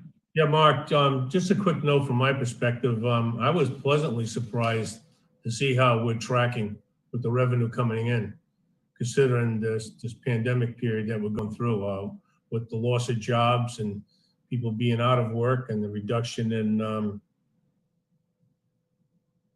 opportunities for private businesses. They're not succeeding like they have been historically. So exactly. The residents certainly have stepped up and they're being very responsible. Yeah, I was very pleasantly surprised to see the revenue that's coming in. Councilor Toronto, you want to say something? Yeah, thank you. You know, our budget this year obviously has been hit pretty hard from a revenue standpoint and an expense standpoint from the town and the school. And I know we've allocated money out of a few accounts. Our rainy day fund, we took some money out this year to balance the budget. We had other expenses that we cut or other revenues that we were able to take out of other funds so we didn't tax the taxpayers or increase the levy on the taxpayers. But we still got to keep an eye on this because, we got commercial issues. When we come out of this, we're not really sure how many businesses have closed down. And really, I don't think we know the impact of what the school is going to be coming to us for as this continues on throughout the season. So I just want to wave the flag a little bit that we keep an eye on this. And Mark, we appreciate all your efforts. And if you start to see something going astray, please raise your hand. Certainly will. Hey, thank you. Thank you. Okay, we have a motion that's been seconded. I'm going to pull the council. Vice President. Aye. Council Flynn. Yes. Council Lombardi. Aye. Council Santos. Aye. Council Toronto. Aye. Council Varvelis. And I vote in the affirmative as well. Item number 36, memorandum of the Finance Director through the Town Administrator, Beach Operations Financial Reporting, 12 months ended September 30th, 2020. Motion to receive said memorandum and report. Second. In a second. Mark, you want to make some comments on that? Do you have any comments to make? Do you have a slide to show us? I do have a slide. How are we tracking? I do have a slide, yes. All right, let's check it out. Okay, so this was a different year for the beach season, as you all know. The revenues on the slide, the green indicates revenues and the blue indicates the expenditures. There's a little trend for you. For the 2020 season, both revenue and expenditures were at $1.3 million. Wow. It was pretty much a break even. You can see on the bottom portion of the slide, I broke it out for the operations. So for the beach operations this season, there was a loss of $84,000, which we did inform the council that that's probably what was going to happen during budget season. The harbor master had a loss of $29,000, and the campground had a profit of $113,000 for pretty much a zero net, or it says $333. It's unbelievable. Not bad. Pretty The good. department, I do have narratives from other department heads and managers in the rest of the report. Mark, those are fantastic numbers when you think about it. Yeah. Think about what we went through and the reduction in our availability with parking at our beaches. I think these are great numbers. Yeah, thank you. Yes. Okay. All right. Let me get rid of that slide. Okay. Vice President. So, thank you, Bob. So, like you said, I mean, I just, when I saw that, we all probably smiled ear to ear for a little bit, considering what we were talking about in budgeting when we were opening the beach in May, early June rather. So, you know, and don't forget too, we lost that money from the concession stand as well. But I think what it taught me, and hopefully that others see, is that I think that it taught me that we can certainly operate this beach a little bit differently than we had been in the past, as far as giving the residents more opportunities to access the beach, and whether it's, you know, reserved resident parking or resident accessibility lanes, you know, just maybe third beach just for residents. I think we learned a pretty good lesson about that. It's nice to have that revenue. Hopefully it's different next season. The good news is we didn't take a loss. It's just unbelievable. So having said that, reading the beach managers and the harbor masters summaries on the beach season, I think there's some more opportunities in there for us to provide more for the residents and maybe increase some revenues and do it in a little bit different fashion than what we've been doing. Councilor Lombardi. So as I looked at this and I looked at Mark's slide, and I just had to think back to a couple of years ago when we raised the fees at the campground, and how we had all those out-of-towners coming to us and coming into the town council chambers and telling us how it wasn't going to work and the campground we weren't going to have all these people coming to the campground. And at the end of the day, when we looked at what happened this summer, guess what? All right, the campground was a thumbs up, and it's working. And all those people who don't live here, so be it. I hope they're listening and they're watching tonight, because we did the right thing at the end of the day. All right, that campground was the best bargain on the East Coast, and it still is. And I'm happy we made that decision. And the proof is in the pudding today. When we look at what happened at that beach this summer, if we didn't have that revenue from the campground, I wonder where we'd be. Mr. President? Council Santos. Thank you, sir. I'd like to thank Mr. Brown and all the hard work he did this summer and all the days that he spent working it out between campground, the beach, the residents and so forth, and the complaints, and the third beach and the parking lots. You did a fantastic job. Thank you, sir. No, I like to echo that myself, and I'll tell you, Sean and his team did a great job, and the team's only as good as the guy that's championed the team, and Sean did a great job. He even had me down there a couple of days. He wanted me to hold a tape measure for him so he could figure out how many square feet of sand we had at a certain low tide, so, and how many people we could put on the beach. But kudos, Sean, great job, sincerely. Okay, we have a motion that's been seconded. Item number 36, and poll the council. Vice President. Aye. Council Flynn. Yes. Council Lombardi. Aye. Council Santos. Aye. Council Toronto. Aye. Council Von Villa. And I vote in the affirmative as well. Okay, item number 37, executive order 2020-15, extension of state of emergency in Middletown through and including November 23rd, 2020. Motion to extend the state of emergency in Middletown through and including November 23rd, 2020. Second. We have a motion second. Any conversation? Yes. Vice President. So, I voted against these the last 2 or 3 times. I am tonight going to change my position only because for 2 reasons. I still believe Town Hall belongs open, and Sean has a plan to do that, so I'm happy to hear that. The first reason is because of COVID is spiking again, but I think we need to make sure we follow protocols like every other business is doing.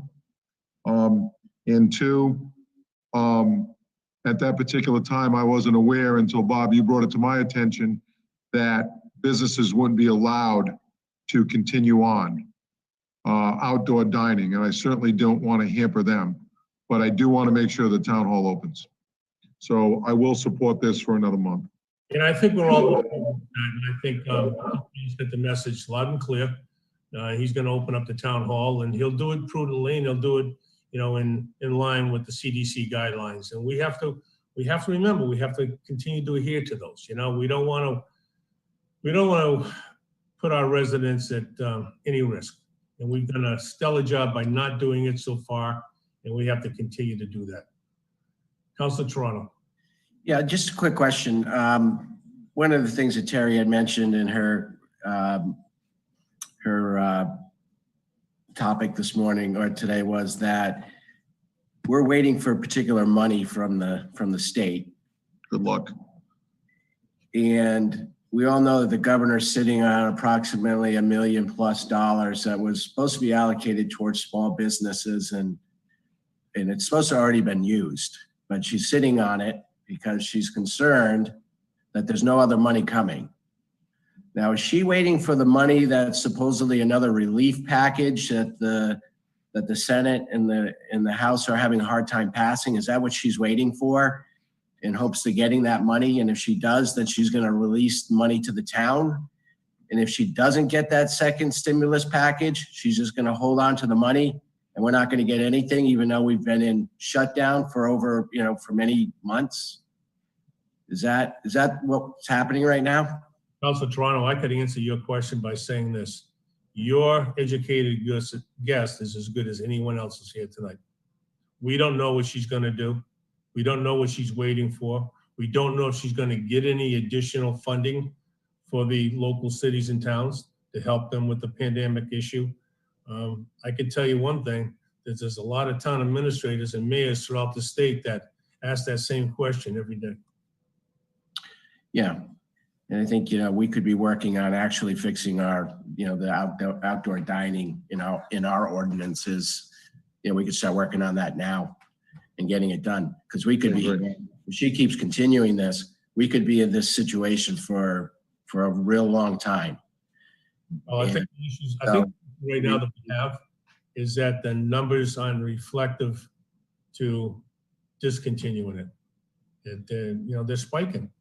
And I think we just got to continue to monitor it and do what we believe in our heart of hearts is right. Okay, we have a motion's been seconded. Poll the council. Vice President. Aye. Councilor Flynn. Yes. Councilor Lombardi. Aye. Councilor Santos. Aye. Mr. Toronto. No. Councilor Von Villas. And I vote in the affirmative. Okay. Boards and committees, item number 38. Continue from October 5, 2020 regular meeting, appointment of one member to the Quinnipiac Island Planning Commission, term expiring July 2023. Mr. President, I make a motion to appoint Kathleen M. Redgate Second. Okay. to the Quinnipiac Island Planning Commission for a term expiring September 2023. Okay, we have a motion second. We have any further nominations? Councilor Flynn. No, I was just wondering, we got 2 applications. The council received 2 applications. I was wondering why Council Rodrick chose Ms. Redgate. Well, you could pose that question to Councilor Vice President Rodrick. I grew up with Kathy, and she is extremely bright. Not that Stephen isn't. I don't know Stephen at all, so that's why I'm going with Kathy Redgate. I think there's a lot of Middletown history, and I think that she would make a great addition to that team. Mr. President? Councilor Lombardi. So both Stephen and Kathleen, they were both very qualified candidates. And they did speak with the people from the AIPC, and this was a tough choice. I have to agree with Vice President in that I've known Kathleen and her family forever. They're Middletowners. They've been here for a long time. Not that always should tip the scale, but the fact of the matter is that this was a really tough choice on this one, to be honest with you. And that was the exact same sentiment I got from the people from AIPC that spoke with both of them. After they had sent them data from the AIPC so that they could both understand just what might be expected of them to be on this board or committee. So yeah, I'm going to support Kathleen. If for no other reason, and again, I don't want always this to be the tip of the scale on these things, but she's a local Middletown Islander and been around for a long time, and I know the family, and I think she'll serve the town well in this position. So. Any further conversation? Okay, hearing none. I'm going to poll the council. Vice President. Aye. Councilor Flynn. Yes. Councilor Lombardi. Aye. Councilor Santos. Aye. Councilor Toronto. I do support the nomination. She's definitely a strong candidate, so aye.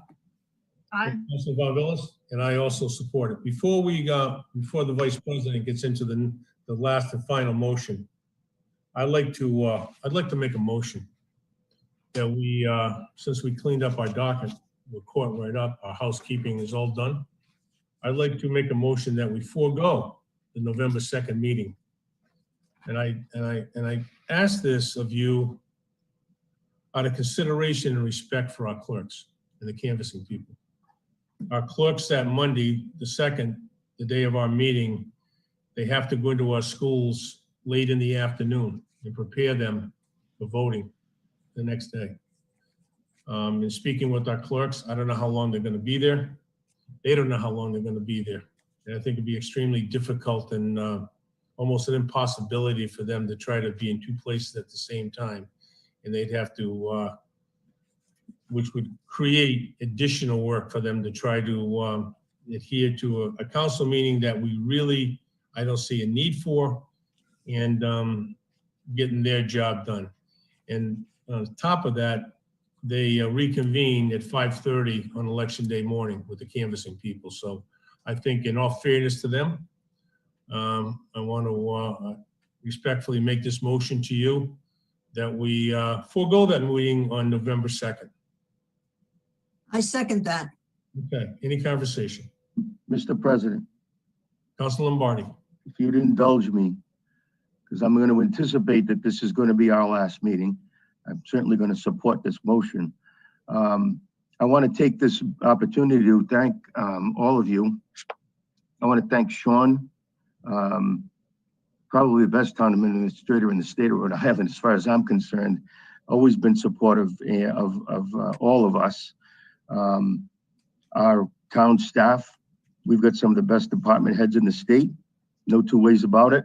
And I'm obviously very prejudiced, but I can tell you that they're always very responsive. Peter Regan, thank you for being the referee. We should get you a striped shirt for some of the things you've got to deal with, considering the cast of characters you've got to deal with. And to my colleagues, agree, disagree, the personalities aside, you don't do this without caring for the town of Middletown. The time you put in, the sacrifices you make, I think for the public sometimes go unnoticed, but we all know. So with that, I want to just say the past 6 years have been great. I will do it again, maybe. I feel like a weight's been lifted off my shoulders at this point. I need a breather. But the fact of the matter is that I want to thank you all very much for what you all do for the town of Middletown. I know your intentions are all the best. So thank you all very much to my colleagues and to the town staff. Vice President. Thank you, Rick. Yeah, I just wanted to I was going to make a brief comment and say thank all of you. Whether we agree or respectfully disagree, I think we moved the town forward. And I just want to say, for those of you that are running, I wish you the best of luck next Tuesday. Okay, any further comments? Okay, we have a motion. It's been seconded to forego the November 2nd meeting. Mr. President, I would like to make a comment. Go ahead. I just would like to hope that town council chambers, whether in the building or on Zoom, see all of the candidates' faces, incumbent and otherwise, to help Middletown be the best it can be. Okay. All right, we have a motion. It's been seconded to forego the November 2nd meeting. Poll the council. Vice President. Aye. Council Flynn. Yes. Council Lombardi.